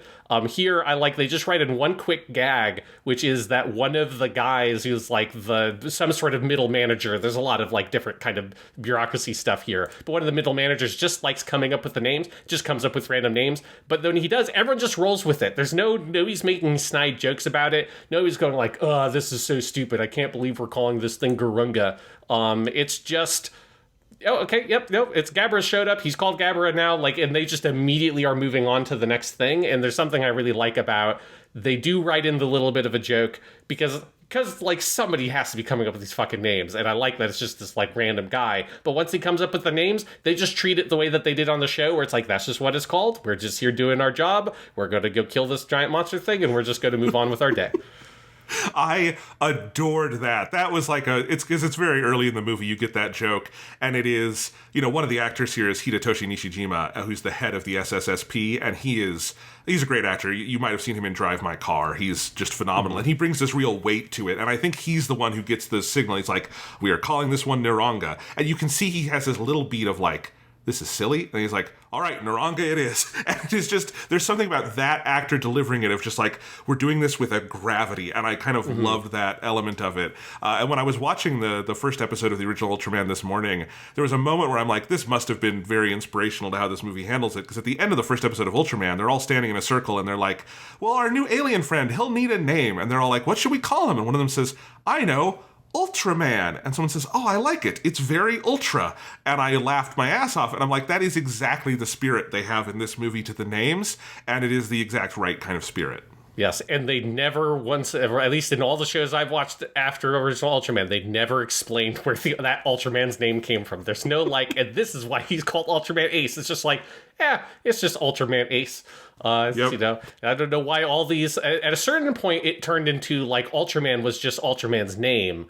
And you've got Ultraman, you've got Ultra 7, you've got a second Ultraman that they eventually just called Ultraman Jack because they needed to come up with a new name for him after the fact. Now I'm on Ultraman Ace. And I love that because then sometimes on the shows I'm watching, Zophy shows up because Zophy's at the end of the original Ultraman series, but they never changed his name. So he's just Zophy. Here's Ultraman, here's Ultra 7, here's Ultraman 2, here's Ultraman Ace, and their buddy Zophy. And he's just there, and he's never gotten an Ultra name, and I love it. I love that they've never retconned the name situation to sort of account for Zophy. He's just Zophy. It is indeed absolutely wonderful. So, yeah. And just in general, like that sense of tone, that sense of playfulness, it just really pervades the movie all over the place. And I think it is like, again, even if you have no knowledge of this thing, I think there's something endearing about the enthusiasm with which the movie just brings this all to bear. There's something about like the barrage at the beginning of text where they show you all of the members of the SSSP with their name and rank, but it goes by faster than you could possibly read in English or Japanese. Yes. And all of that is just like, there's something very delightful about it all to me. The movie is so excited to have a good time. Absolutely, yeah. It is here to play and have fun. And I think that like kind of attitude is suffused throughout the film. Yeah. All right. So where do you want to take this, Jonathan? How do you want to break this thing down? You're the Ultraman expert. You tell me, where would you like to go talking about this movie? So I guess let's just start with a little bit of kind of the context around this, because I think this will also help set up what the beginning of the movie is doing. So for people who don't know, Ultraman stuff actually starts with a show called Ultra Q, which came out, I think that's 1965, I believe is Ultra Q. And that was pre-Ultraman, where the concept was, let's make a show that's sort of Twilight Zone-esque, that's more of an anthology show, but each episode is going to have a giant monster in some way, shape, or form, because the whole show was developed by and created by the Tsuburaya Company, which is a company managed by was managed by Eiji Tsuburaya, who was the main effects guy on the original Godzilla movie, as well as a lot of the other Toho giant monster movies at the time. Toho's the studio that owns it, but then the Tsuburaya production crew is the crew that actually made the shows, and so that's why they're able to use a lot of the Toho sound effects. They're able to reuse a bunch of the costumes of Toho kaiju in old Ultraman stuff, is because it's all Toho. Fundamentally, Toho also produced this film, and so they made Ultra Q as just this standalone show with just a bunch of one-off episodes, where it does have a crew of 3 or 4 main characters that are in all the episodes, but they're always dealing with some weird giant monster thing and some kind of sci-fi story. And Ultra Q was quite popular, and then so in the 1966 they made a sequel show to it, effectively Ultraman. And Ultraman 1 was not intended to be a giant franchise thing at the time. Part of the concept was that there would be a whole line of different Ultra shows. So you have Ultra Q, you have Ultraman. There'd be some, that's one of the reasons Ultra 7 is called Ultra 7, not Ultraman 7. And all the other Ultramans are Ultraman something. Ultra 7 is the only one that doesn't have that, because the idea was we're going to make a different thing each time. But Ultraman obviously quickly became so popular that, as a matter of fact, it just became the Ultraman franchise, not the Ultra franchise. And so that's what a lot of this movie is doing at the beginning, is it's playing with this sort of unified timeline in this other kind of parallel world, where all the different monsters they show in quick succession, they kind of give you this kind of history of the world. That's where they start to show you the SSSP. It's showing you a bunch of different kaiju from Ultra Q, including the first one, Gomez, which was one of the monsters in the first episode of Ultra Q, which was notable because it was made out of a reused Godzilla costume. I think that's the King Kong versus Godzilla costume, was Gomez. And so what they did in this movie, you only see it very briefly, but they do reuse, I looked it up, they reused the model from Shin Godzilla and modified the CG model from Shin Godzilla and put a bunch of dumb shit on it to make their version of Gomez in this movie. And they do this thing where they show a whole series of different kaiju that are all different kaiju from Ultra Q, to kind of create this world that's pulling from, okay, we had all the kaiju stuff. Japan has been dealing with all this kaiju shit before Ultraman shows up. They made the SSSP, which is the group that the original Ultraman is based around. And then that's where we start with here. Now we have our kind of new Ultraman character introduced for this film that takes care of that.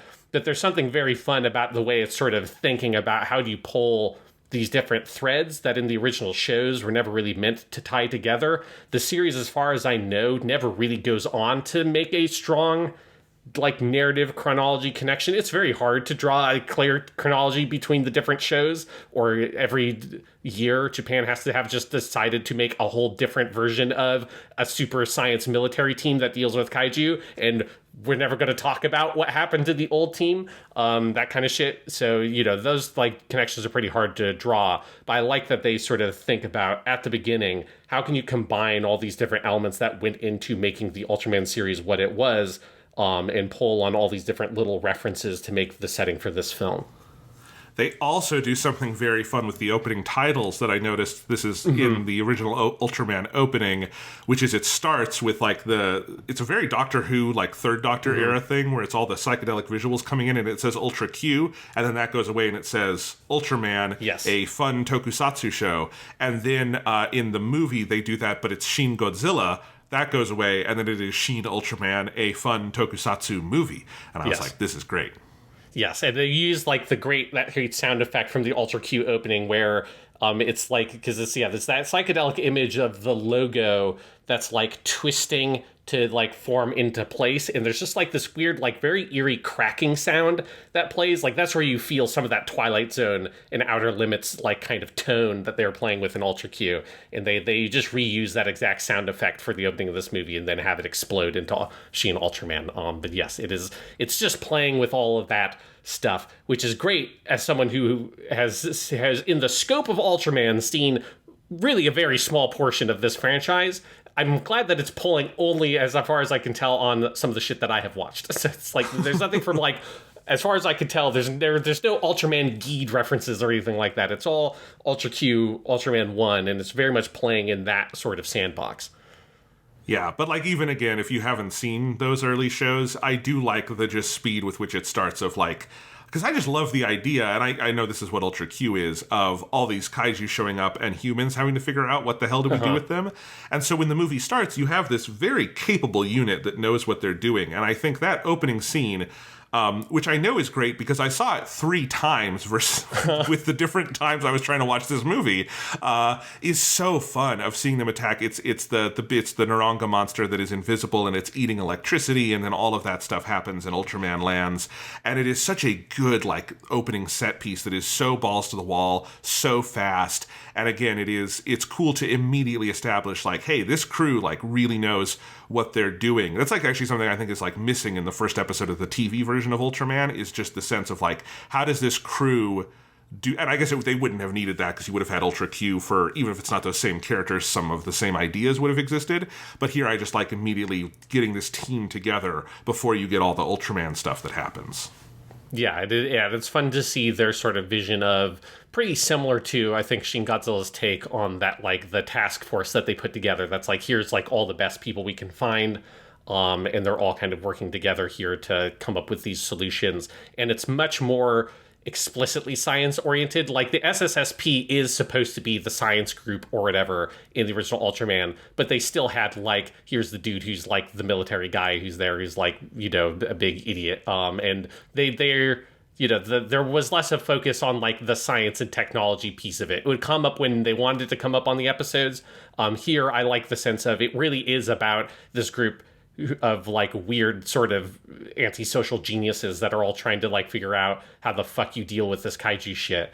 Because it's so beyond the mean of mankind to sort of deal with something on this scale. And yeah, they just really quickly sort of establish how this group kind of all functions together. And you've got Tamara, your captain, who has to kind of wrangle them together. You have the 2 different kind of science people, Taki and Funaberi, that are dealing with their shit. And then you have your very quiet Kaminaga, who's going to be our Ultraman, who's there. And he seems to have been like some kind of like secret agent spy guy or something based on the way that people talk about him, which is cool. Yeah, and then you get, after this whole scene is when you meet the Asami character, who is extremely fun, and her introduction is this, like, long sequence of the camera mounted kind of from her back while she moves through the world that's really cool. But I actually love the team. That's something that really struck me about this movie. It's true in Shin Godzilla as well, actually. The characters are very vivid. But I think here, because you spend so much time with this core unit...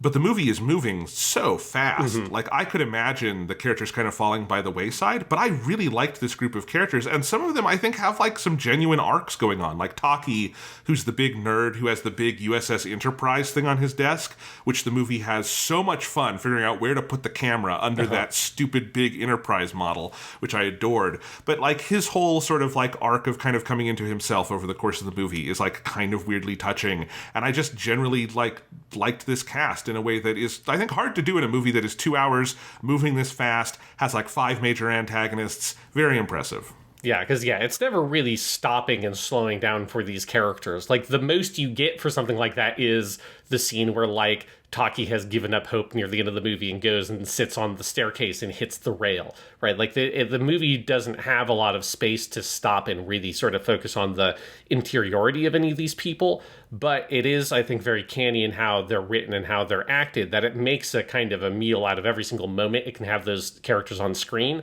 So by the time you get to the end, as you do really have, like, a relationship built up with them, and you feel like you know who all these people are, and you care about them, and you want to see them prevail, right? As, like, you know, they kind of represent the hope of humanity in this very kind of cynical, fucked up, bureaucratic world that they all live in. Yes, and some of it is just down to like the casting is so strong that someone like Hidetoshi Nishijima just comes in with a sense of gravitas that you don't have to explain that character. You just get that he is someone who is like has a really good sense of leadership. He has a good sense of the people on his team. He can walk into a room and kind of disarm a situation. I like how many times he walks into, spaces with a bunch of military guys getting ready to drop bombs and it's like, wait, let's see what happens. And it almost becomes a recurring gag at some point because increasingly crazy shit happens, up to and including the gigantism of poor Asami, which is very funny. Because this movie gets properly batshit at different points. But yes, I really like. I would love more with these characters. There is something about the movie is very close-ended in so much as Ultraman disappears at the end. But like, I would love to see more with this cast if they ever want to do something like that because they're very fun. Yeah, just you can just make a Shin Ultra 7, have a couple of other people join the crew, and then you get your Moroboshi Dan, the human version of Ultra 7, and go from there. And I would absolutely show up for a fucking Shin Ultra 7 movie. That would kick so much ass.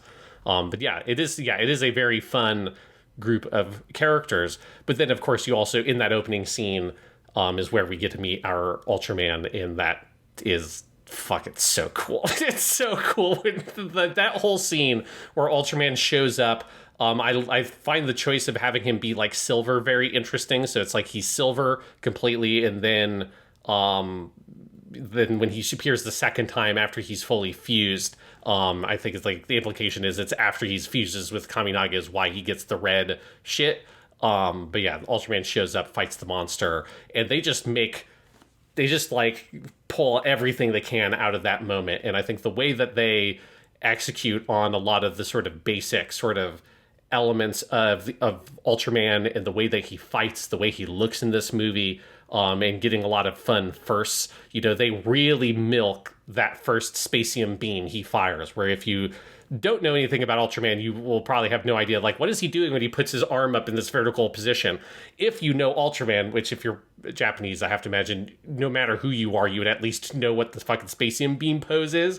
But he puts the arm up, the vertical one, then he puts one out, like, way to the side horizontal, and he just, like, it's like the first time Goku uses, or like Master Roshi uses the Kamehameha in Dragon Ball, and it's just you get like a very long, elaborate version of all the posing. It's kind of like that, where you just get so much buildup, and then he fires the spacium beam. And this is like probably one of the most Shin Godzilla-esque moments, is just the way that they sort of visualize the destructive power of Ultraman and what's happening here on this scale, because you can kind of see it more from a human level perspective as well with the way that they do some of the shots. And he just cuts through that whole mountainside with the spacium beam, and then the added little touch, the coup de grace at the end where the monster blows up, which I think is a fun reference because the monster like always blows up in Ultraman. There's a reason why monsters usually actually don't show up multiple times in Ultraman. You think that it'd be a thing that they'd reuse monsters a bunch. They don't, because they can't, because they blow those fucking costumes to smithereens at the end of most episodes, and it is very satisfying to watch. Because it's, that's all practical. That's just, they have a big rubber suit, they put some explosive in it, and they just blow it up and shoot it. And here, obviously, it's all digital, but the way that they sell the movement and the physicality and the power and the weight of what's happening, it is extremely satisfying, especially as someone going from just watching the 70s stuff to immediately jumping to this. It is such a huge gap in terms of the way that they're able to shoot some of this action. It's very satisfying. Well, let's talk about that, because I think this movie has some of the most impressive special effects I've ever seen. And it's not in the level of like, oh my gosh, the CGI is so high resolution I can't possibly tell it's CGI. I don't mean it like that. I think the direction, the staging, the storyboarding, the impact of the special effects in this is some of the best deployment of CGI I've ever seen. And it's very similar, I think, in spirit to some of what they did with Shin Godzilla, where they're using modern effects but playing by a lot of the ideas and rules of older, kaiju productions. Like, just one thing that Higuchi is so good at throughout this movie is that every effect is happening in a real-world space. It's always out in a forest or they obviously have a big plant, fight in like a big power plant kind of thing, right? 'Cause you're always always going to have that. And it's all these real spaces, and it feels very tangible. And the CGI is, I think, actually very accomplished at like blending into the environment, and you'll have a real space, and then it will be destroyed. And like you're talking about with Ultraman's first big spatium beam when he blows the mountain apart, you know that space at that point. You've gotten to know it. And these all also kind of look like the spaces, Toho would like go to for a Godzilla movie or something. Or obviously, Ultraman, if you've seen that, my point of reference is more like Godzilla stuff. But like, I really liked the feeling of all that. And of course, the monsters absolutely look like you could do them as people in suits. They're done in CG here and they have more mobility and whatnot, but they're not like trying to do the like legendary Monsterverse thing of like completely rethinking it, which I like the CGI in those movies, but there's such a charm to it here. And I think there's so much good just choreography and impact and astonishment and fun from how they are doing it here. And obviously Shinji Higuchi is one of the like most experienced people in this department. He was the effects director on the Gamera trilogy that you're always talking about, and lots of other stuff, and obviously then Shin Godzilla and whatnot. And you can just tell here, there's so many good ideas happening in every effect sequence. Yeah, I mean, it is just about, I think, selling the scale and the power of these monsters and then Ultraman, and really capturing, I think, that like the kind of goofiness of Ultraman fighting these things, where it is like this guy who has some like judo moves who's fighting big weird monsters and shit, and it's very silly. But it fundamentally what it is it's giant monster pro wrestling, like in the sense that like he's literally doing pro wrestling moves.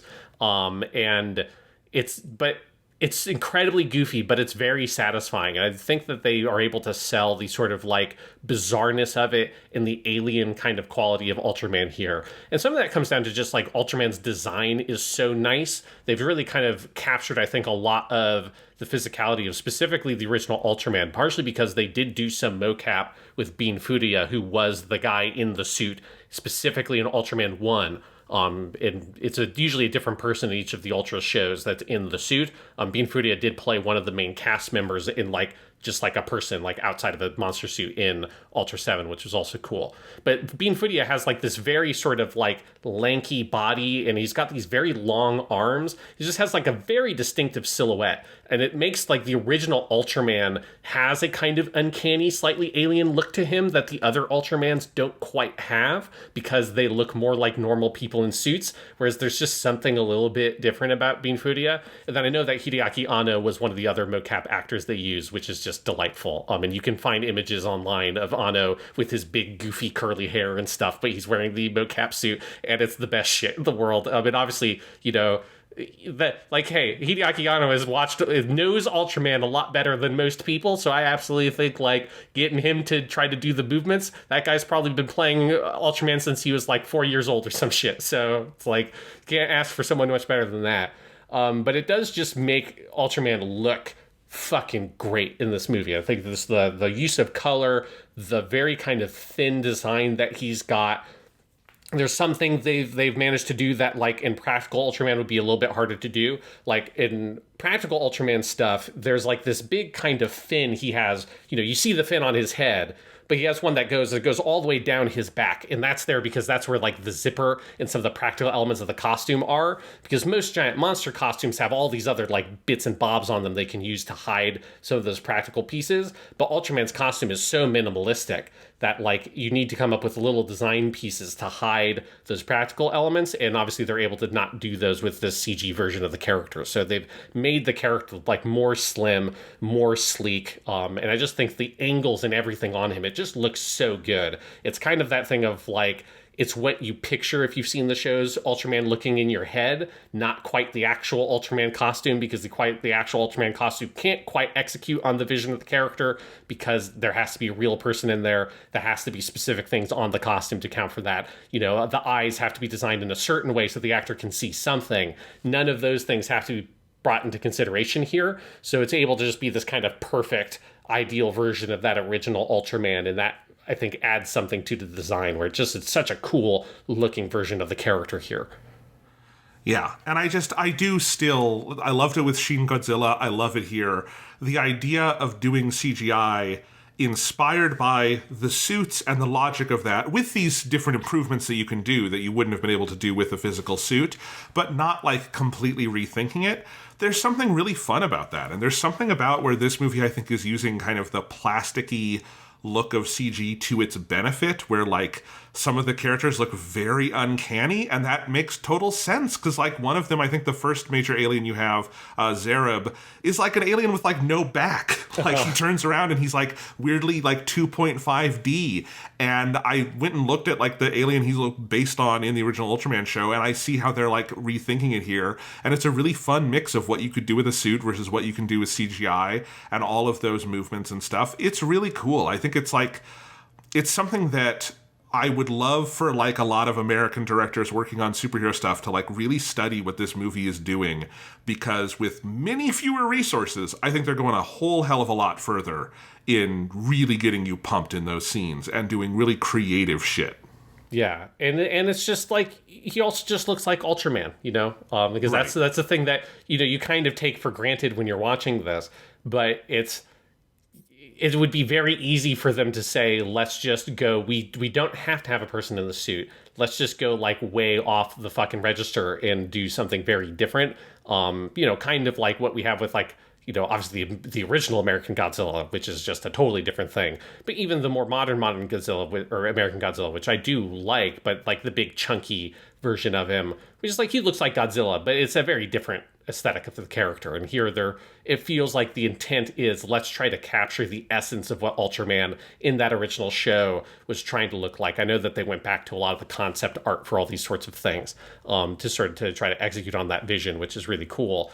And then the other piece that as soon as they started to do this, I basically want to just jump out of my seat and start clapping, was how Ultraman flies in this movie is the best thing. So good. It's so fucking amazing, because what it is doing is it's using CG effects to try to like make, I think, what is not an intentional element of those original effects, but a byproduct of what those effects are. But here they're using CG to kind of incorporate into the character, which is in the original Ultraman, and so far every Ultraman thing I've seen, the way that they do the flying is that they'll have the guy's in the suit, he like bends his knees and jumps in the air with his arms outstretched, and then you cut to a shot where you have a like plastic model that's just a mold, like a model made out of a mold that's very stiff of Ultraman in his flying pose, and then you just use, wires and shit like that. The same stuff you use to make the model planes fly. It's all just like wire work and model work to make Ultraman fly around, and they'll do things where they'll use that and they'll spin the model to make it look like Ultraman's winding up for a big kick.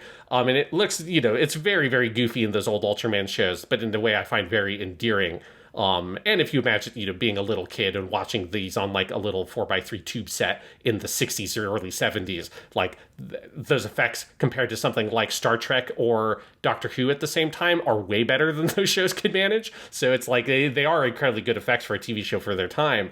But I like that here, their choice wasn't, well, let's just make it, we have a CG model of Ultraman. We can just make him fucking fly and just animate him flying and make it look like the way that Superman flies or something. And they could have done that, but they said, fuck that. Let's get, like, from when I looked it up, they got the actual models they used on the original Ultraman. They scanned those in and made a big, like, highly detailed 3D version of those models they could put into the scene and had Ultraman fly around like that. And it's just by, there's certain, like, movements that it's able to do because it's a 3D model. You don't have to have it attached to strings and shit like that you're able to do some stuff with it that looks really cool. They add some sound effects, and they give an explanation of he flies by manipulating gravity that makes all of it feel very intentional. But underneath all of it, it's the exact same thing that old show was doing, and it's great. Like, it's so satisfying because it is the exact same pose. Like, the way that his back is arched and his hands outstretched, it's like to a T, it is that exact thing from the original Ultraman. And when he's in that flying mode, they make him very stiff and rigid, just the way that model obviously originally was. But here they just sell it as something very intentional and incorporate into the character to make it feel alien and uncanny and weird and unsettling and like kind of unhuman, that it's just, there's no way that anything could fly like this. And so he's just breaking the laws of reality. And the way that they've incorporated that fundamentally into the character, I think, is like such a stroke of genius. And as soon as he went shwa and then jumped into the air like that, on cloud nine. I was just so fucking thrilled when I saw that shit. It was the best. So, like, I have a different experience of this, obviously, because I don't have the TV show to compare it to the same way. I'm looking at the scene again just on my copy here, and it comes 12 minutes into the movie. That's the other thing. This movie gets to fucking town right off the bat, and I love that about it. It's true of Shin Godzilla as well, although Godzilla has to evolve over the course of the movie. But, like, the scene where he gets up and flies. So he's done the big spaceship beam. He's blown up the mountain. He's blown up the Naranga or whatever its name is. And now he kind of looks around for a minute and then he gets up and flies. I honestly was like very awe-inspired by it. I was kind of like taken aback because the way it's shot is really cool because it is, and looking at it now, I can see exactly what you're talking about. And it is absolutely hilarious to see him just go stiff as a board like that as he flies. But the way they do it, it's also this really cool shot where it absolutely looks like they are shooting something tactile in the world, and they have this sort of shaky hand cam up in the sky, and it's like it can't quite keep track of it, and there's all this dirt coming up around him as he's flying away, and then you are also intercutting with the characters back at the base trying to figure out, like, what the fuck is going on? Let's keep track of him, and the more he moves, the kind of shakier the camera's getting, and it really does feel like you're capturing this sort of force of nature flying away from you, and there's a real sense of, I kind of felt like probably that kid you were talking about in Japan in 1966, staring at my 4x3 little tube TV, where I was like, this is so cool. And then you explained to me it looks like a toy, and I'm like, it does, but it's also so cool, and I love it. Yeah, and it's just, the dedication to the sort of, like, satisfying all those little pieces where that's what that opening section of the movie is. It's just an episode of Ultraman, because at the end of every episode of Ultraman gets in a fight with the monster. Most of the time, he shoots a spacium beam at it at the end. You kind of wonder, why didn't he just shoot the spacium beam at the beginning? But then you guess he wouldn't have had the cool fight. So, okay, the monster blows up, then he goes, shwa, and then flies into the air like that, and then disappears, and then mysteriously you have the human host, which in the original show is Hayata, but whoever it is, run up, and he's just there, and all the people are like, oh, he's alive. And the one thing I wish that they did, although it wouldn't have fit Kaminaga's character, but it's always like the guy runs up and he's like, oi, like, hey, like from a distance, he's like running through a field and like, Hayata, you're okay. And you're like, how has nobody ever figured out that this guy is Ultraman? That every time they get into fight, Hayata seemingly is killed. Ultraman shows up, kills the monster, flies away. As soon as Ultraman disappears into the horizon, Hayata shows up behind a field of reeds and goes, hey guys, it's me. Hey, I'm okay. It's a very Clark Kent Superman thing, right? Yes. Every time Lois is hanging out with Clark and then something happens and then Clark disappears and Superman shows up. Absolutely. But one thing this movie does interesting on a plot level is it skips the moment where Ultraman and Kaminaga join, and it kind of backfills that later. And it kind of is, I feel like that's one moment where it maybe is relying on your, like, maybe ingrained knowledge of the structure of kind of an Ultraman story, because it leaves it as a bit of a mystery as to where Ultraman came from and where Kaminaga is. And, like, even having not seen Ultraman, I knew enough to know that's what was going to happen, obviously. But it was kind of interesting for me the way it kind of keeps you on your toes, and Kaminaga is sort of a secondary character. He's away from the rest of the characters for a lot of this. He's kept at more of an arm's distance from us. Yeah, I really like how they handled that whole side of the movie. That, especially because it does feel like it has some of its roots in how Hayata is treated in the original Ultraman, which is pretty different than the other Ultra hosts, because Hayata is such a sort of, like, blank slate in the original Ultraman. He doesn't have a lot going on, and so, like, he just feels like a vessel to be filled with the character of Ultraman by the writers, in a way that then in later shows, like Ultra 7, there is no human host. Ultra 7 just transforms into a human character, Moriboshi Dan. And that's like a literal Superman thing of where it is the same person, he has two identities. And then later ones, they make sure that, like, Hideaki Go, who's the host of Ultraman 2, Ultraman Jack, basically, Return of Ultraman, he has, like, a whole life, and he has a personality, and likes and interests, and all that kind of stuff, where he's a real person. Hayata's not quite that. He's more kind of like a prototype character. And Kaminaga, I think what they're doing with him here feels like a modern take on that, where they keep Kaminaga as a character at total arm's length. The only thing you know about him in the whole movie is one, he like did this kind of spy stuff, and he was really good at his job, right? He worked at like the police security bureau or whatever, and so everyone's very impressed with whatever his career was. You know that. And you know that he went out to like risk his life to try to save this one kid, which is also the most Ultraman thing ever. That like it's a constant plot device in these shows that there's like a kid or a family or someone that's like in the city where the monster is, and they're gonna get hurt. And they're always like going on the radio. It's like, stop the attack! Like there's a kid in there. We have to go save them. And it's like the simple heroism of the team. And they're like, it's rather than us trying to take out this monster as quickly as possible, it's more important that we go make sure that these people are safe, even if it's just one kid, save their life, and then we deal with the monster. And it's that simple old school kind of hero story that we don't really do much nowadays. But that's like one of the things we know like Kaminaga is he did that shit. He said, there's a kid there, I'm going to go save him. And then later in the movie, obviously, if you know Ultraman stuff, you will know this is what happened. But the movie later sort of makes it clear he was killed when he was hit by that piece of debris when Ultraman landed. Ultraman fused with him, and he is like this sort of like split character, Ultraman Kaminaga. Although in this version, it feels more explicitly clear that the personality of the person we're seeing on screen for most of the movie is Ultraman in Kaminaga's body, and it doesn't feel like Kaminaga as a person is much there anymore, but his like subconscious is influencing and changing Ultraman some way. But I think that's like just a very cool modern take on that kind of dual character, Hayata and Ultraman from the original show, and think about how can we explore that and make it a little bit more of like kind of an intentional and deeper psychological concept for Ultraman, who's this alien who sees the simple act of heroism by one human, is fascinated about it, decides to save that human's life, and in so doing he is changed and learns about sort of like the fundamental goodness of humanity and all those sorts of things.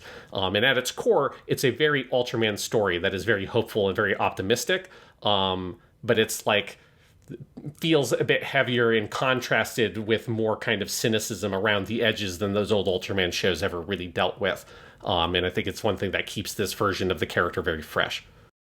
Yes, absolutely. And I really like that really worked for me. I think it's something that really helps tie the multiple episodes of the movie together in that very televisual way, is that with each of them, Ultraman's links to humanity is being tested more and more, right? And he is having to make more and more sort of declarative statements against whichever alien bad guy has come next about where he is going to stand with these people. And along the way, also, you have the team having to deal with who the hell is this guy? He looks like Kaminaga. He isn't Kaminaga.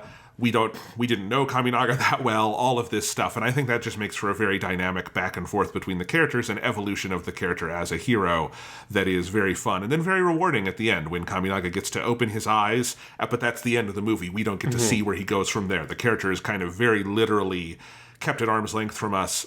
And another thing I think that makes is that we're very kind of aligned in his POV to some extent, where he's a sort of absence at the middle of the movie that we fill in a little bit because his eyes are, to some extent, literally or figuratively ours. Yes, which again, it feels like sort of a very smart take on what in that original Ultraman show I think is its biggest weakness, is that Hayata is not an interesting central character, because I think he is meant to be a void for the audience to fill. But I don't think that works as a vehicle for a TV show. And that's proved by like every post-Ultraman show, which none of them have done that. All of them have come up with a much more sort of developed central character. And all of those shows are much better. Like, I like the original Ultraman. And the original Ultraman has a lot of good stuff. But it's the weakest of all of those shows by a pretty substantial margin. Like, I think it's probably even weaker than Ultra Q. But it is like, for a movie, it does make for a very interesting, simple, central premise for a movie and for a 2-hour story, as you say, to have him be this kind of void that the audience kind of fills themselves in, and this sort of central enigma of what is Kaminaga exactly, where is the split between Kaminaga and Ultraman. And I think it's important that they don't show the meeting between Kaminaga and Ultraman for that exact reason, right? Because the original Ultraman shows you Ultraman and Hayata meeting and stuff like that in their kind of conversation. Here, you missed that whole scene. I think it's implied that it has happened and that they probably had some sort of meeting of the minds and that Ultraman has saved his life in this way and is continuing on his duty that Kaminak had in protecting humanity, but you don't quite see it, so you're kept away from that, so you're trying to solve that mystery and sort of fill that void yourself.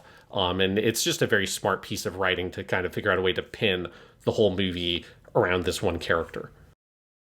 Absolutely. And then you have sort of our three major villains, or Zophie, I think it's hard to say where he falls exactly, yes, but he does try to destroy humanity. But you have your three big alien visitors. You have Zerub, Mephiles, and Zophie, two of whom are voiced by big anime voice actors. Zerub is Kenjiro Tsuda, my boy, Seto Kaiba, lots of other characters love him. He's hilarious here. Zophie is Koichi Yamadera, and then you have Mephiles, who's played by Koji Yamamoto, who is a human being. They're all human beings, but you know what I mean. We see him on screen because Mephiles is in the form of a person. And I love every single one of these characters. They're fucking great. And I love the movie. I feel like tricks you every time that this is the rest of the movie because it feels like we're building a big plot, and then it resolves fairly quickly and we get into the next thing and you're like, oh, this is great. I can't wait to see where this is going. And then like Mephiles just sees Zophie over Ultraman's shoulder and is like, I'm out of here. This isn't worth it, which is a great way to set up your next villain, I think. But I loved these characters, and I love the way this is where like you have a lot of the same social satire that is in Shin Godzilla. It's a little goofier here, but it's that same kind of bureaucracy layer where every one of these aliens lights the fucking world on fire, and you're seeing, all of the, bureaucratic regime of Japan having to deal with, like, there's multiple scenes where the prime minister is coming to have meetings with aliens. Yes. And I love that by the end of the movie, they're all kind of like very jaded to it. It's so funny. Yeah, there's a lot of good stuff there. Before we get to the alien stuff, there is that one scene with the other kaiju that shows up with the drill head. Yes. Which that is an amazing scene. That is one where you have where you realize that Shin Ultraman is actually quite substantially less violent than the original Ultraman show, because, and I was actually surprised when this didn't happen, because this monster, as with all the monsters, is a monster from the original show. But it's got the drill head, and that drill head opens up like a flower petals almost, and it's got its like kind of turtle head underneath, which is just one of the best designs from that original Ultraman, which is probably why they picked this one. And it's a great sequence. It's like, the fight is really good. The one thing that this Ultraman doesn't do is he doesn't rip those things off its fucking head and leave little like red chunks of flesh underneath. Because that's what the old Ultraman shows love to do, is put little chunks onto those costumes so that like Ultraman can just rip pieces off of the monster and have it scream in pain as it's got like some, in fucking Ultraman Ace, there's literally like blood splurting out, which from what I understand, they kind of stopped doing this after Ultraman Ace because people were like, this is getting pretty violent for a kid's show. But here it's a little bit more tame. Ultraman doesn't rip off all of its little petals and have blood spewing everywhere and shit like that. He just punches it really hard in the face. What he does do is he comes and flies down backwards. This is the best moment of him as like a toy model, where he comes and flies down backwards and then does this big spin in the air and then kicks it on the like drill part of it and like sends it flying. And it is exactly what you're talking about, like a newfangled CGI version of the let's just spin the toy around thing. And it is glorious. And then he comes back down and does this landing. And this is where like the mocap is so good, where they even like, the mocap is great, but then also like as he lands and he kind of does the crouch and then kind of comes back to full height. Pose. The pose. They even have the body moving like it is a suit, like it's kind of like rolling up on him in a way. That's the kind of thing that you don't generally get in like CGI kaiju movies now, especially like American ones, is recreating the sensation of a suit moving on a body. They absolutely do that here, and it's great. And they do it with some of the kaiju too. But yeah, I kind of had forgot about this moment until you mentioned it, but it's so true. And so overall, we do have basically 5 episodes in the movie. We have the 2 kaiju and then the 3 aliens, and it's so cool. Yeah, then he punches that big dumb monster in the face, and that's where you get the like whole thing of, because that one is like the nuclear monster that's going after the nuclear plant, which I believe was the plot of that episode of the show. I mean, it's the plot of a lot of episodes of Ultraman. It's the monster's trying to go for the nuclear plant, for obvious reasons. And Ultraman specifically doesn't use the spacium beam on that one because he doesn't want to create like a nuclear disaster, basically. And that's when all the people realize, oh, he's fighting for us, which is like a cool moment where Ultraman looks back basically at the makes eye contact with what's her face, Hideko Asami. Yeah, and then before he flies away, and that's where you get that like first realization of, yes, this is Ultraman. While he was kind of weird and alien in that first appearance, now he's got all the red shit on there. He's trying to like specifically help and save people, like very explicitly, and he's fighting in such a way to try to like keep people from being hurt, which is a very Ultraman thing to do. And so it's a nice structure where you get your opening episode with that first fight. You then get this episode that kind of establishes, okay, this is what Ultraman is. He's fighting monsters. And then after this is where, okay, now it's not just monsters, because this is also where Ultraman moves. The first section of episodes is mostly just random kaiju attacking. Then eventually it becomes, now we have aliens. The aliens are intelligent, and they are actually like hatching plots to try to sort of take over the Earth. And then you move into that whole phase of the movie. Yes. A couple of thoughts on this sequence, because I'm also just running through it on my torrent here, and there's so many good ways that they are emulating the look of suits. There's this moment, because the monster, when Ultraman starts fighting it here with, because this is the most like pro wrestling scene in the movie too, yes, is all those moves, but he does, the monster comes out with these big tendrils that are separate from its like drill bit, and those things come out, and then Ultraman comes in and puts one under each of his arms and does a big swing with it, and the way he does that, it's not just like Ultraman's body moving and you see all the like, you know, movements of the suit itself, but like the big like tendrils that the monster has look like big fucking rubber things that would have been on a suit. They move with those kind of proportions and physicality, and when he's swinging it, it totally looks like that kind of thing. But then with the CGI, you can give a real sense of like the speed and the momentum, and when he throws it, all of the destruction and all of that. And I love that it really is going for kind of a best of both worlds approach, where you have this kind of, you know, smaller scale physical tangibility to it, and then the big scale destruction that you can do with these effects. And I just think it's super cool.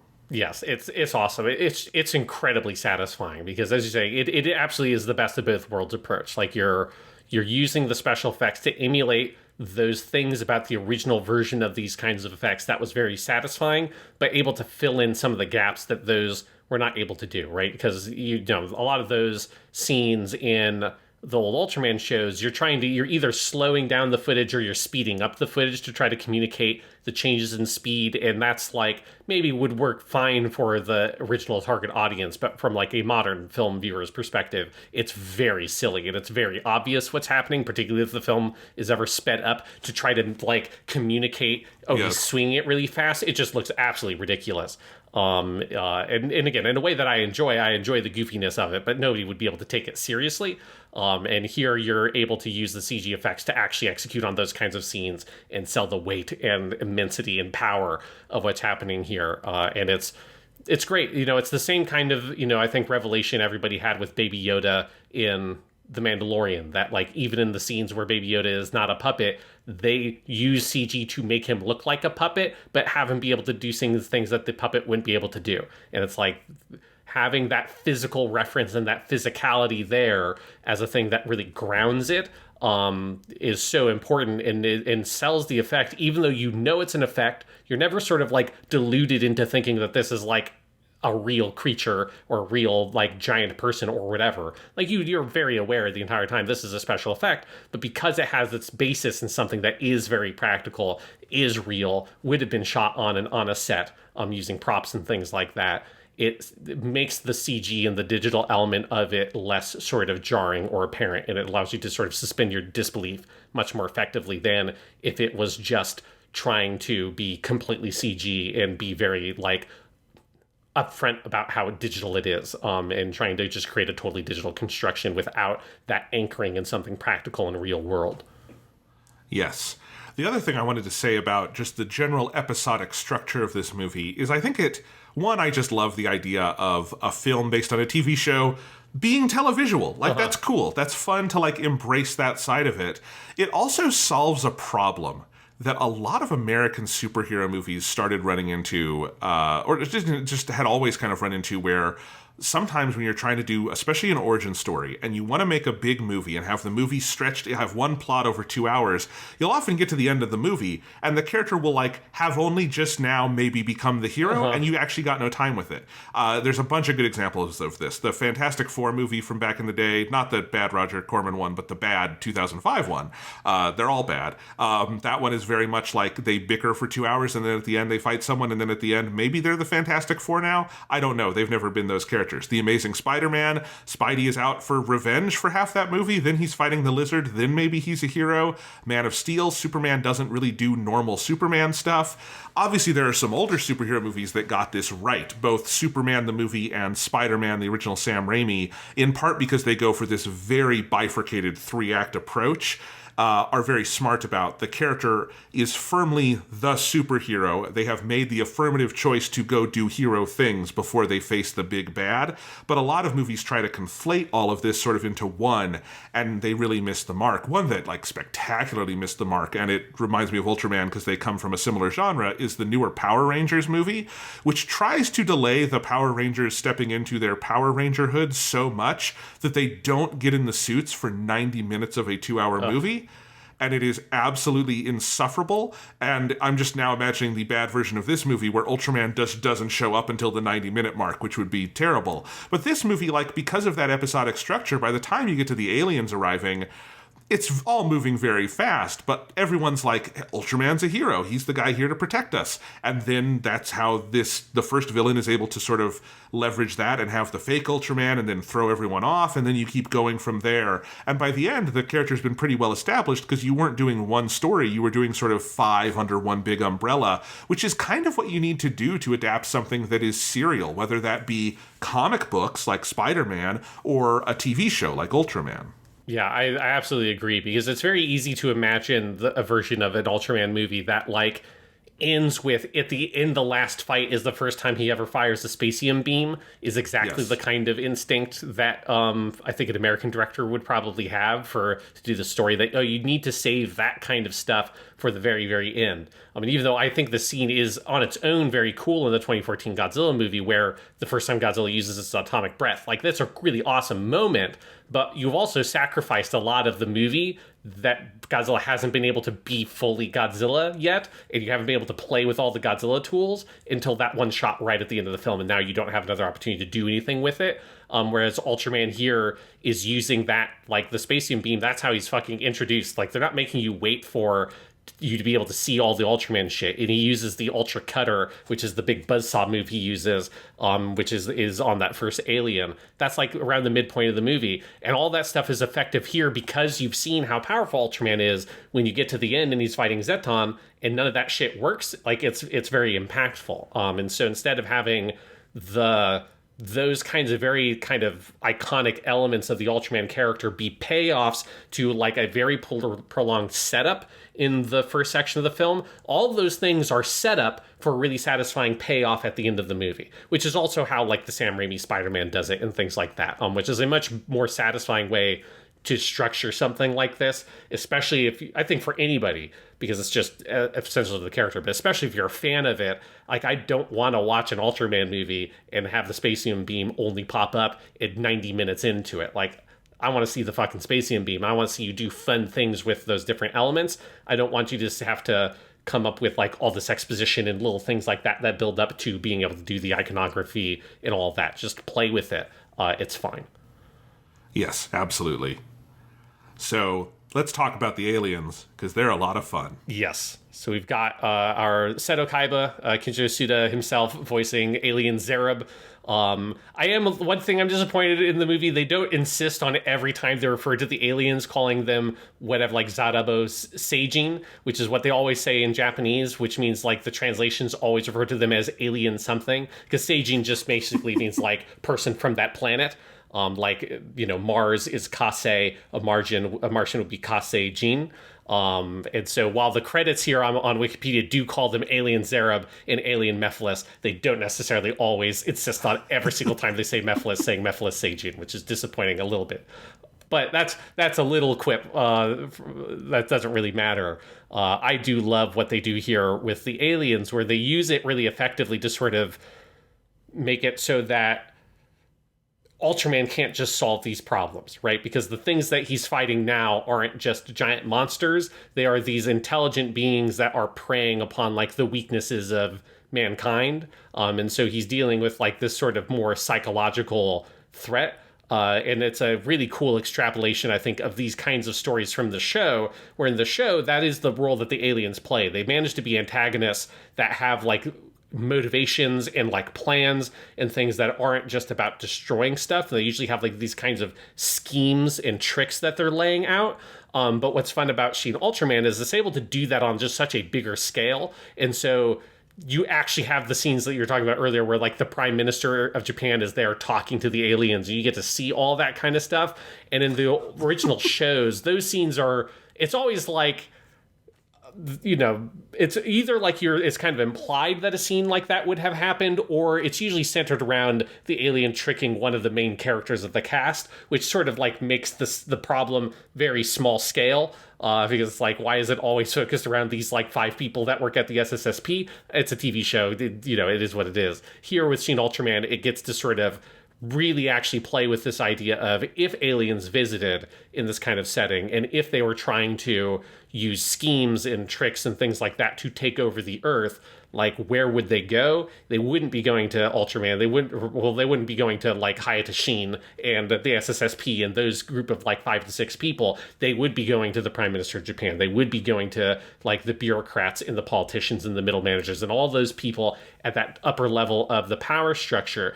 And be manipulating them in order to take over the Earth. And I love everything they do with both Zerub and Mephiles on that level, and their different plans on just sort of trying to trick humanity and basically selling their own planet to these alien motherfuckers. It's so good. It's so good, and I think it does great stuff for the SSSP, too, because it takes them and kind of makes them middlemen in all of this, right? Because they don't... It's not that they're powerless, but they're being like given the runaround, right? Like, because the alien is always going through them to the more powerful people, and now they're like, well, what do we do next? That's why the character who's the captain has to keep going and going like, don't attack yet. Let's see what's going on here, and it's always very funny. But I think it makes them real underdogs over the course of the movie, and as you say, often maybe Ultraman will step in to do the big final battle, but there's going to be a lot of steps along the way before you get there. So you have the entire sequence with the Zerub part where he has the cloned Ultraman who is like pretending to go destroy. Well, he is destroying stuff, but pretending to be Ultraman, and so Kaminaga has to gets kidnapped, and then Asami gets the beta capsule in the mail and has to go find him and take it to him, and there's a bunch of great spycraft stuff there. And then the big final battle here is one of the most badass things in the movie. It's where you get your first real big hero moment of Kaminaga doing the beta capsule and the pose and everything, and then Ultraman coming up. But the way they do it is so fucking slick, where he raises his hand and hits the button, and then Ultraman's hand comes up behind him in this crazy big explosion of color and grabs him, and then just powers up and goes up through the building, and then that is where it saves Asami. And I love all the scenes with her on the different hands of the aliens look so good. They look so much like she is sitting in the palm of a dude in a rubber suit, which is such a crazy thing to say, but it's a great use of the effects. It's somehow both very large scale and very low rent. And then of course he does the big the cutter ray or whatever, because he just cuts the ultra cutter. Ultra cutter. It's pretty badass. He cuts that thing into little bits. Yes, which that's a classic Ultraman thing. Ultraman likes to cut the monster into bits, or cut it in half. In Ultraman Ace, the one I'm watching right now, they've upped their game a little bit, and they'll sometimes fill the suit with goop and stuff, so that way when it gets cut in half, it's like splitting a pumpkin in half or something. And all this God. Is it's luckily they've never had it be red, but it's alien goop comes out of the monsters when you cut them in half. But yeah, all this shit is just phenomenal. This whole stretch of the movie, the weird kind of spy element is really fun. That as far as I can remember, doesn't have much rooting in the original Ultraman, but I think it just sort of gives a nice kind of different tone and style to this middle section of the movie. And I think it helps kind of set up a little bit of Kaminaga as a character, because he comes from that side of the world. And I think it's a little bit of this if you have this sort of like super military organization like the SSSP, what they actually would be in the modern world is they would be a spy, like, intelligence organization. So it would make sense that you'd have some of that kind of genre element put in there as well, which is very fun. But yeah, all the stuff of Ultraman here, where their version of the transformation is incredible. I love the, like, just the idea of it's Ultraman's hand comes like breaking out of the ground, grabs onto Kaminaga, and then comes up and he's turned into Ultraman. And then that then sets up where you have the actual same visual image of the Ultraman transformation at the end of the movie. Here they're kind of like playing around. If you saw this Ultraman transformation from other angles, what would it look like, rather than just the top-down shot, which is what the original show used. And I think that just visually is so cool, and it's such a crazy aesthetic. And then you also have all the stuff with the girl on the hands, which that feels like that is an intentional callback to old Ultraman stuff, because you would always do this. There's always like a little like action figure doll in the wide shots in the like hands of the different monsters or aliens, and then you have like a close-up shot of the lady like standing on a tarp or something that's supposed to vaguely look like Ultraman's hand, and then you would have a like Ultraman putting them down, but it's like this bad looking cutout of Ultraman's hand just being moved on the film, and then just revealing the actress who is already standing there. And they just do kind of like a CG version of those shots that look like real, but it's pulling from all the same kind of little visual tricks they would use to try to incorporate those actors and those people into these scenes with the giant monsters in a way that I feel like you wouldn't do that normally with, like, if you just made this movie and it wasn't based on Ultraman. I don't think you would have the actress get grabbed by the monster, because I think it's kind of unbelievable that she's not dead. That would just kill you instantly with how big these things are. But it's there's something fun about them kind of pulling on those little kind of common tropes and threads of the original show. But it's very satisfying here, and it just adds like a level of danger to the scene. And then you have the badass fight in the city at night.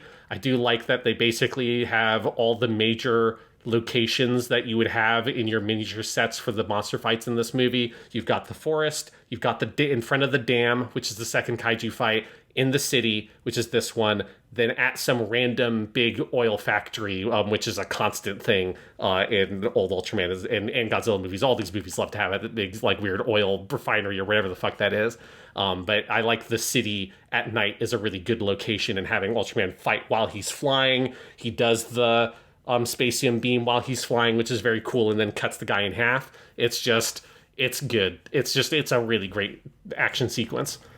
It's so good. And like this one, I think of all the effect sequences, maybe struck me the most, because I think it does a great job with the city stuff and blending a real cityscape, a fake cityscape, and then all the buildings they wind up getting knocked into and destroying and whatnot. And again, it's taking its cues from the like, on a basic level, it does kind of look like the little, set that you would build in your lot to have the actors in the suits kind of stomp through, but with that just extra level of verisimilitude where you can blend it all here. And so I found it like really kind of awe-inspiring, like, oh my gosh, they're in a city fighting, but we're at this, the big angle that you would shoot a kaiju movie from or something, where you can see everything full-bodied, and that just makes it look so cool. Like, I find it more at least fun and impactful than stuff like, Zack Snyder's Man of Steel, which is very accomplished in showing all of its destruction, but is kind of deadening and too 9/11-y in how it like illustrates it all for you. And this is just like, yeah, we got fucking monsters fighting in the city. It looks cool.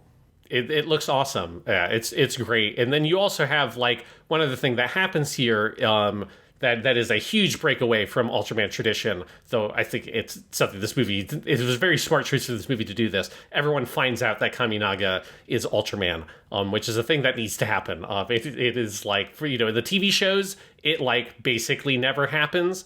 It's like sometimes sort of vaguely implied. Maybe this character maybe the captain really knew at some point, but it's never really sort of directly stated, other than one or two characters in Ultra 7 and one or two characters in Return of Ultraman right at the very end find out who Ultraman is. But typically throughout the show, part of the engine is of the show that makes it work is that nobody knows who Ultraman is. I'm very glad that they didn't do that for this movie, because I think it would have been tedious, and I like the different sort of like drama it adds to the film that, okay, everyone knows now Kaminaga is Ultraman. And that's actually like sort of central to the movie's plot in the second half is what happens now once the world knows that this is a thing that can happen. That like, oh, maybe we could make our own Ultramans with other alien technology. We've seen how powerful Ultraman is. What if that's a thing that we could harness?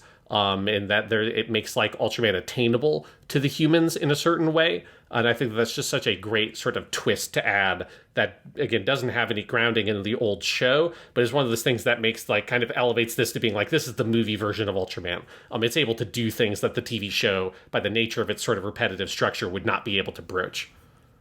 Absolutely. And then we get Mephiles, who is one of my favorite characters in the movie. He's such a piece of shit. He's always going around saying like human phrases and then going, that's my favorite phrase. Yes. Or later when he's on the verge of defeat, that's one of my least favorite phrases. And he is so funny. Koji Yamamoto is so funny in this part. The whole plot, like, it gets so into the weeds of like big bureaucratic and like military industrial complex satire, and I love it, where he's trying to supply them with the beta box so they can do all the gigantism. And this is also where you get the extremely Neon Genesis Evangelion image of Asami as a giant person in the street. Although that might be a thing from Ultraman that is from the Mephiles episode of Ultraman. Okay. He turns the lady member of the team into a giant. Like, they also did that in my favorite episode of Ultra Q, where it's our normal human-sized characters end up in, if they find like a city where people have shrunk themselves down, and it's a whole like capitalism metaphor. But where you have like the normal-sized actors, obviously because they're just the actors on the little mini sets that you normally build, and it's great. They do the same thing in that Mephiles episode, and it is hilarious. I actually rewatched a clip from it because I half remembered that was there, but I wanted to confirm.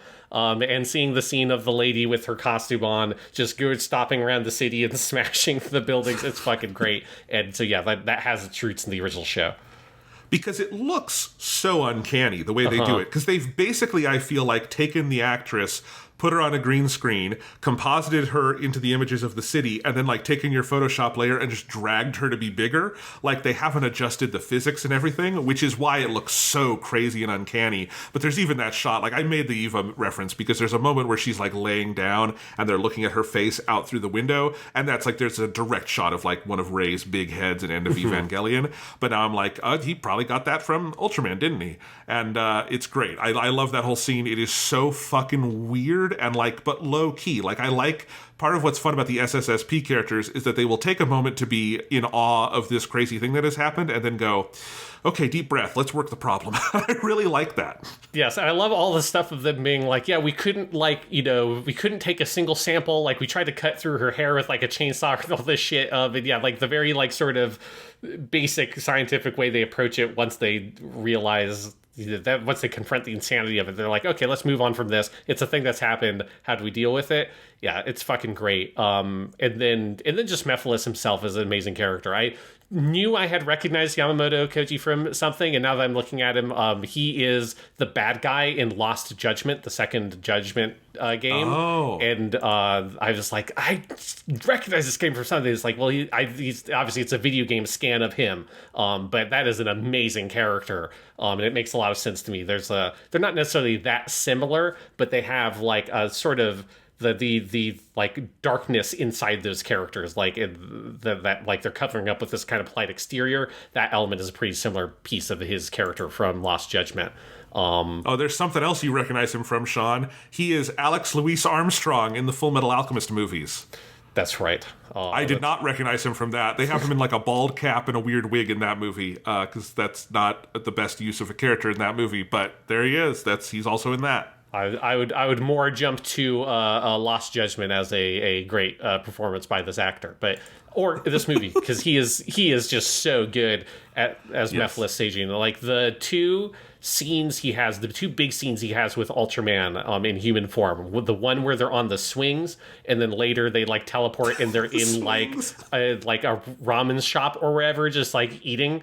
And having this casual chat about like who can control humanity and all that kind of shit, and him just trying to sort of like talk Ultraman and using the fact that this like new thing that's been invented for this movie that's not in the original show is there's clearly a form of bureaucracy that exists in the Land of Light as well, where Ultraman comes from. They have their code and all that kind of shit. None of that's from the show. They've sort of invented that here, which makes sense. It works with the themes of the movie very well. This idea that Ultraman's not supposed to be here doing exactly what he's doing. That he's not meant to, it's a little bit of a Star Trek, like you're not meant to interfere sort of concept they've added. But I like his response to that, which is that, but I'm not just Ultraman. I'm Ultraman and I'm this human. And so if the idea is not to interfere in human affairs, this human is telling me to interfere, to like do these things. And I think like you start to see in this chapter that sort of thing that's going on inside of him where Ultraman, the character like under the surface, they gave him a name even. What is it? Like Laita or something? His alien name, whoever he is, seems like he's a very like logical being who probably is like a rule follower, but he has had this weird like kind of near death kind of experience merging with this other person, and he's seeing the world differently. Lipia is what they call him. Yes. And I like that he's kind of adjusting on the fly to that, where he has this strong sense of right and wrong, but he's also in a new scenario. It's subtle, and it's not like the main focus of the movie. There's a lot of things going on, but like I think it's very well done. Yeah, and it's very satisfying seeing that sort of. Because I think one of the things the movie is doing is that moral core and that moral center of Ultraman and Kaminaga is just like sort of completely preserved from the original show, and that old Ultraman show philosophy, where those shows are so optimistic and so hopeful, and they present this world view that is incredibly positive and kind of uplifting, and partially because it's a children's programming, but also because it comes out from the 60s and early 70s, and there's like, it's similar to the original Star Trek show that has this very kind of utopian vision. The original Ultraman, the idea is always in the original Ultraman shows that the group like the SSSP you're seeing, they're not just a Japanese group. You're seeing the Japanese branch of a worldwide organization. And there's like the HQ at New York has sent us this. And, there's the French, like there's a whole episode in Ultraman where they don't actually go to like France in terms of the film crew doesn't go there. But like the characters are meant to have gone to France and all this kind of stuff. And there's meant to be a global, international, like the whole world is in this together, and we're all out here for peace, and we're like fighting against the evils of these monsters and these aliens. And obviously you can read the aliens metaphorically if you want as being all the like representing all the things that in that world vision are the kinds of people that aren't actually included in that kind of globalist vision. There's a lot of like interesting sort of pieces of criticism you can use and lenses you can use to look at Ultraman. But the vision the show is trying to feed you on the face of it is positive globalism. We are here as a community of humanity, as a world, fighting against threats that come from outside this world. And that's like the worldview that it wants you to see. And Shin Ultraman is like, that is, I think, what Ultraman himself is trying to fight for, this idea that humanity can move past these issues, that there is hope for humanity, that we can like have this positive, more hopeful future. But the reality of the world that Ultraman actually exists in Shin Ultraman is much darker and much more cynical than that. And instead, what you really see is all this kind of petty infighting and political posturing between these different nations. You see Japan as a nation that doesn't have a lot of sort of like weight or power it can throw around compared to like the United States and some of the other world powers. And so Japan is like wanting to use all these different things that the aliens are showing up to give them in order to like boost their place in their level of influence in the world stage, rather than being at the kind of whims of the US. And there's a lot of like, similar to Shin Godzilla, there's some fun commentary about the US and Japan relationship, like that scene of where they do the bombs on the monster and it doesn't do shit, and then the guy's like, make sure that you bill the like Ministry of Defense or something, or instead of us. And there's a lot of little things like touches like that.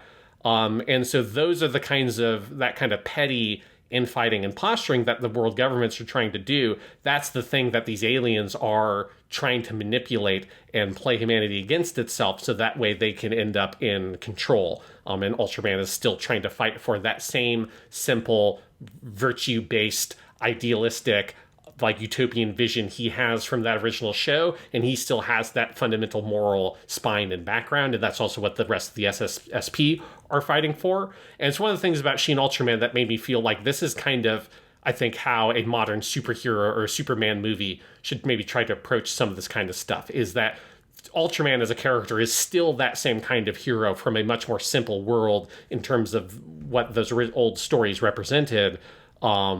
And that character remains intact. The world around that character has changed. And that friction is where you get, I think, the most juicy pieces of the story here. Absolutely. I agree with that 100%. And I also think that in the next Superman movie, James Gunn, if you're listening, free idea, you need to have a scene where Superman and Lex Luthor are on the fucking swings together. Yes. And Lex Luthor is doing his villainous monologue while swinging back and forth. Because that is one of the best stagings of a scene I have ever seen. I love the sheer audacity of it, of having them both sitting, and of course, Ultraman, or Kaminaga, is just sitting there, quietly on his swing, while Mephiles is having fun swinging back and forth, just a grand old time. And then when they get discovered, they just go to a ramen shop to get, he transports them to a ramen shop. All of it, it's amazing. I was cackling through that entire scene. I can feel like Shinji Higuchi and Hideaki Anno in a room together going, should we do the swing idea? Should we do it? Oh, let's do it. And because it's so bonkers. It's so silly, and I adore it.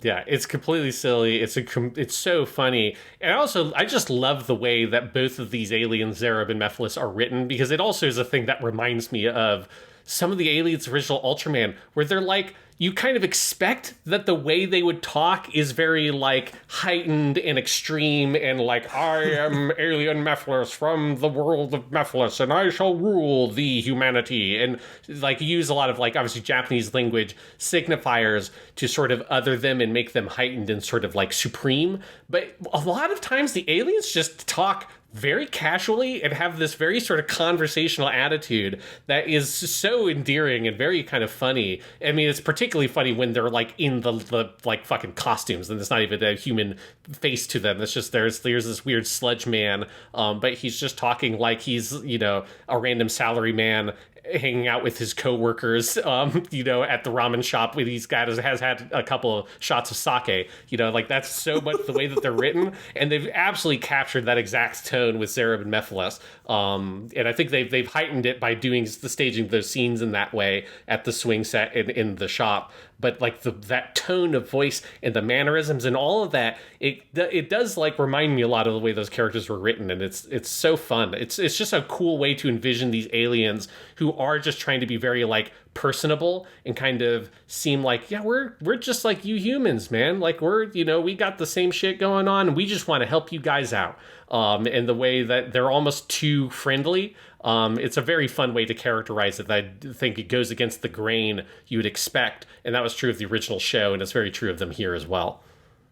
Absolutely. God, they're so much fun. And then our final one is Zophie, who is much more like your traditional movie villain, because he's got his seriousness. He comes down as a big, like, gold version of Ultraman and all of that. And as you were saying, this is a character I take it from the original series and everything, but he worked for me here. You have Zeton, which is this, like, is the most Shin Godzilla thing in the movie, because it's a little more Lovecraftian, up in the sky with its big ball. What do they call it? Like, they call it, like, tetra Kelvin is the, like, unit of measurement of the heat it's going to unleash on the Earth. And then I love there's that moment where Taki is like, a tetra Kelvin, and he does the calculations really quick, and he's like, that'll burn the entire solar system. Oh my gosh, it's such a great final villain for Ultraman in this movie.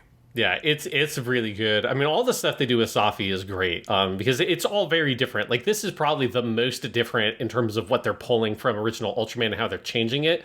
Because the ending of this movie, at its core, is very similar to the last episode of Ultraman, which is where Zeton comes from, and also Zophie comes from, but then the original Ultraman show, those two characters are unrelated. Zophie in the original show is kind of just like a plot device to allow the show to finish. So that, like, he can come, you have a different Ultraman. He's meant to be like Ultraman's commander in that original show that is able to have that conversation with Ultraman, which is the first time you've actually heard Ultraman speak since episode 1.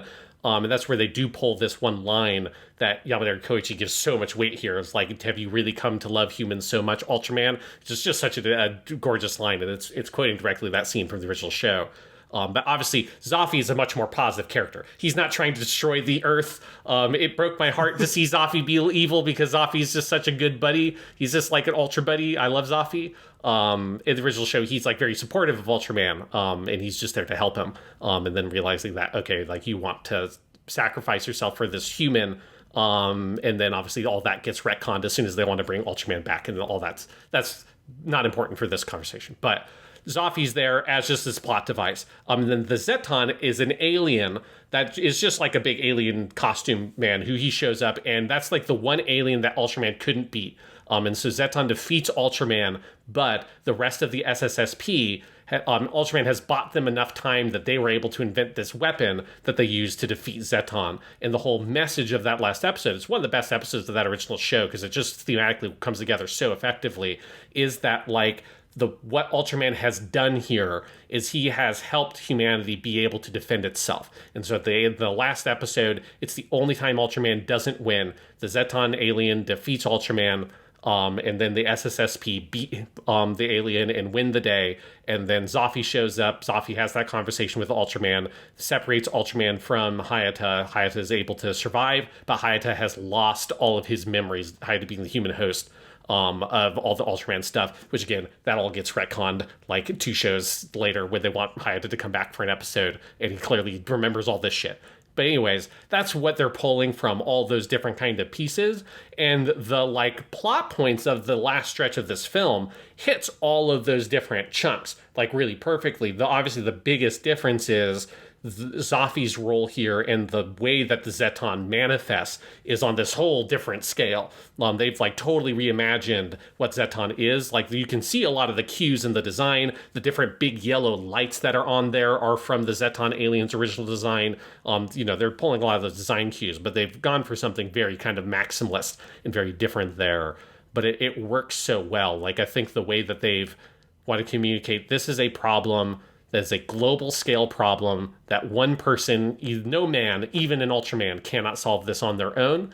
Instead, it is going to take the combined might and ingenuity of humanity to solve this, and Ultraman is there to give them time and give them hope so that they can solve this problem. And once they have done that, it is time for humanity to go forth on their own, and Kaminaga is able to rejoin you. And the way that they've sort of weaved all those original themes from that original finale, but combined it with this darker, more cynical perspective on the world, that having Zafy have this more villainous role is a key part of. I think it's probably, like, for me, the genius stroke of this kind of screenplay of this movie and how it's combining all the old stuff with the new stuff here. Absolutely. I found it like surprisingly moving, the final like act of this movie, where, because we've seen, even though this is a movie, again, because of the televisual structure, they've been able to build enough of a formula of Ultraman coming in and saving the day several times that when he goes up to fight Zofy, you think he's at least going to be able to put up more of a fight, and he really can't. And so then he comes back down, but he has left that flash drive there for Taki and the rest of the group at the SSSP, and then when they find that and they start working on it, and they bring all the minds of the world together and they find this way that they can win. It's like really kind of touching. It, I think, plays off of what we have seen of the SSSP so far. It's played off of how Ultraman has learned about humanity, and that fundamentally he does all of this out of a respect for them. His first experience with humanity was a guy dying for a kid he didn't know, and so he has this faith that he's able to put that makes everyone around him better at the end of the movie. And that's just damn good superhero storytelling. Yeah. It's like the end of Spider-Man 1 with the cheesy but wonderful moment of all the New Yorkers throwing shit at the Green Goblin, because you know what? Spidey's a weirdo in a mask, but he's our weirdo in a mask. God damn it. Yeah. And then like the Zafy of it all, like this new version of Zafy, I just think is such a great creation. Obviously, Yamadori Koichi's voice adds a lot to it, because it's like there's just so much weight that character has. But I think he's able to communicate both like that there's an alienness to him and a strictness to Zafy, but there is just enough warmth there that you believe that at the end, when Zafy says like, I have like what humanity has done here, I have like come to respect them. And I believe that it would be too much of a waste to destroy them. And there's like, I think you almost hear like a relief in Zafy there that like, I don't think he relishes what he's doing. That he just believes in whatever this code of light is and all that kind of stuff so much he was going along with it. But that last conversation between Zoffi and Ultraman, that again is pulling a lot from the aesthetics of the original show, where they're both suspended in this weird psychedelic space and they're talking to each other with their big Ultraman voices. And have this last conversation about the worth of humanity and the value of letting them grow and believing in them and believing in hope, and that there can be a better future. And maybe they won't wipe themselves out or wipe out the universe, and that there could be like a happier path forward, even if it means that Ultraman must sacrifice himself. It's a very sweet ending, and I think that like Zoffi's role there, and his, he's not in the movie a lot, but that like character shift from the first time you see him to that last conversation, I find very effective. Absolutely. Another thing I just have to sing the praises of with this film is the music. Yes.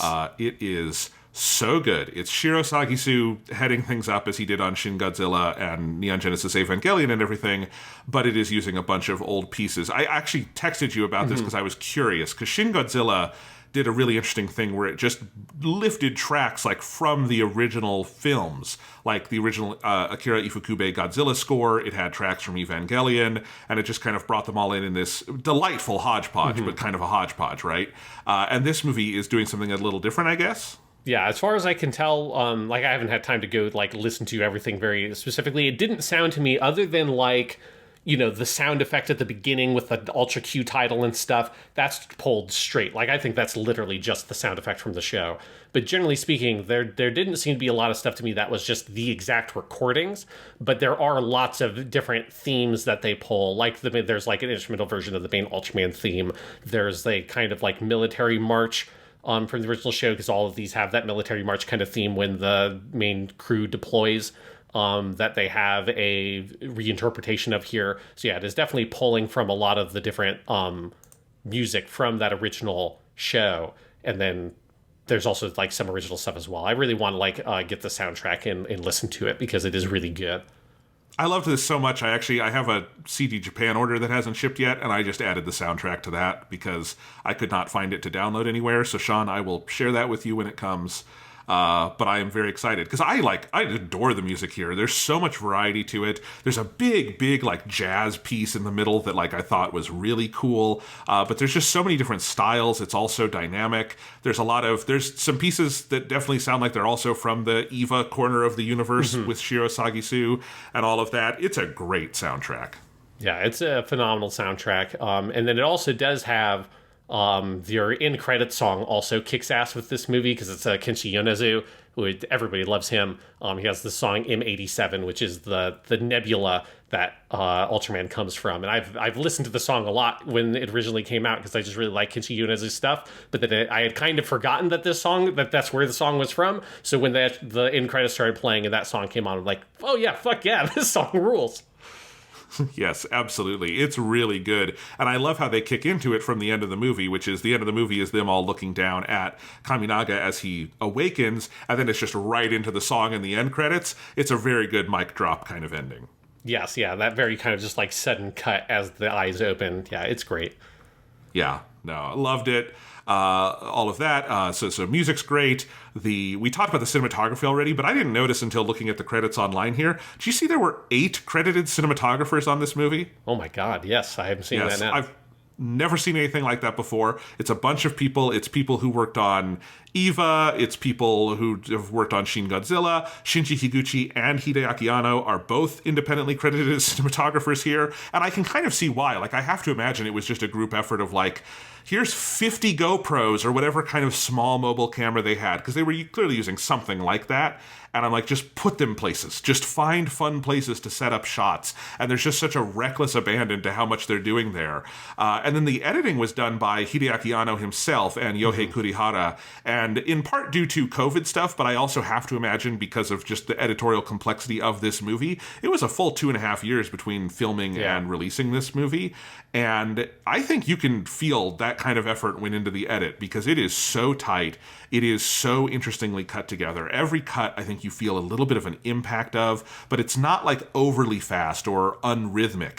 It's really, really smart. I actually, honestly, this coming out, or us doing this the same week that Oppenheimer came out, Oppenheimer, I think, there's a skill to the edit that's very high, but structurally, I think it's just way over tightened. I think this movie both manages to be very fast and to breathe and really kind of astonish you with its momentum in a way that something like, Oppenheimer did not work for me. And I think this is a real editorial masterclass in the same way Shin Godzilla was. Yeah, I mean, especially with this one, because it's having to sort of juggle these different storylines with the episodic structure. It definitely is just such a, I think on both that maxi and that mini level, it is a very, very well edited movie. Yes. So, yeah, and it is interesting how many hats Hideaki Anno wore here, even though he didn't direct it. He's got a DP credit, he wrote the movie, he's got an editing credit, and a mocap credit for half playing Ultraman. That's a fun set of things he got to do for this movie. Yes, yeah. Even though it's not an Anno directed one, which I think, like, obviously, hey, Higuchi Shinji directs his own movies, and he's really good at it too. But you definitely have that. There's you get enough of the Anno DNA in here that that part of it works and is fun. And again, if people have not seen the pictures of Anno in the mocap suit, you have to see them, because it's so fucking good. It's so funny. That goofy old man. Oh, I love it. Yeah, he's living his best life at this point. Just what he has called his Shin Japan Heroes universe, which is these last 4 movies he's done of Shin Godzilla, Evangelion 4, which in Japan they're all called Shin Evangelion, and then this and the new Kamen Rider. I love it. I'm very curious what his next act is, having wrapped up this decade-long project. Yeah, it is very satisfying, feeling like Hideaki Anno seems like he's in a very happy place. It's that original Eva TV show. You could tell that he was not when he was making that show and in the Evangelion. And I think all of his stuff is way better when he's way happier, right? I think Shin Godzilla, the Shin Evangelion movies, particularly the 4th one, that's his best stuff. That's my favorite stuff he's done that I've seen. So me too. I think it's productive that he seems to be very much enjoying himself here. And again, I have no real past Ultraman experience. This is one of my favorite fucking superhero movies ever. If we were to redo that top 10 superhero movies list we did, I would find a spot for it. It would absolutely be on there. The only possible question would be, is this in its own sort of subgenre? And then I'd go, no, fuck it. It's Ultraman. He's a big superhero. It's great. Yeah. And here's another thing I observed looking at the stats here, Sean. Hideaki Anno revealed the budget of this movie was roughly between $5.5 and $6.5 million USD. If you convert the yen, it made about $35 million in Japan, so giant multiplier on its profit. Also, $6 million. $6 million. What is the last time a fucking Marvel movie looked this good? It's and honestly, Guardians of the Galaxy 3 looked very good. But if you take that out of the equation and you're looking at stuff like Ant-Man 3, and then you're like, where's the money going? It's just so crazy. And I understand Japan is different than America, and there's all sorts of things that make budgets different. But again, if I were working in Hollywood and I were making a big movie, I would really take a hard look at what Shin Ultraman is doing, because on, infinitely smaller resources, I think it's making something just so much more exciting. And a lot of it isn't even down to the effect sequences. It's just, let's get a bunch of cheap digital cameras and do cool kinds of shots and experiment with that. And that doesn't cost much money at all. Yeah, it is insane when you think about the budget side of it. It is just how many Shin Ultramans could we get if you just didn't make that new Indiana Jones movie? We $300 million. Yeah, several hundred Shin Ultramans, please. Yep. Here, let's do it. 300 divided by 6.5 million. You could make this movie 46 times. Before you would reach the cost of Indiana Jones 5, a movie that I will say looks definitively so much worse than this. This movie is so much more interesting looking than that. Oh my god. Yeah, it is. I hadn't even thought about that. And as you say, obviously there's hey, Harrison Ford is not in this movie. Harrison Ford was probably the budget of this movie or more. Right. To just for Indiana Jones. So it's a very different world you're looking at and how those budgets are made. But if you're just looking at the raw numbers and what you get on the other side of those raw numbers, I would take 40 Shin Ultramans rather than another Indiana Jones. That would be pretty good. I absolutely would as well. This is great. I really loved this. I'm glad we talked about it. Yeah, me too. I'm glad that I finally just, obviously I've been talking my Ultraman shit on here every once in a while when like a big crazy episode I see happens. But it's very fun to be able to actually like have a full conversation on an Ultraman thing. Absolutely. So when are we going to talk about Shin Kamen Rider? Should we do that soon? I'm down for that. Yeah, that's out. And I have no Kamen Rider experience. The most I know about Kamen Rider, it's a man with a mask. He's got a motorcycle and he fights a group called Shocker. That is my Kamen Rider knowledge in its entirety.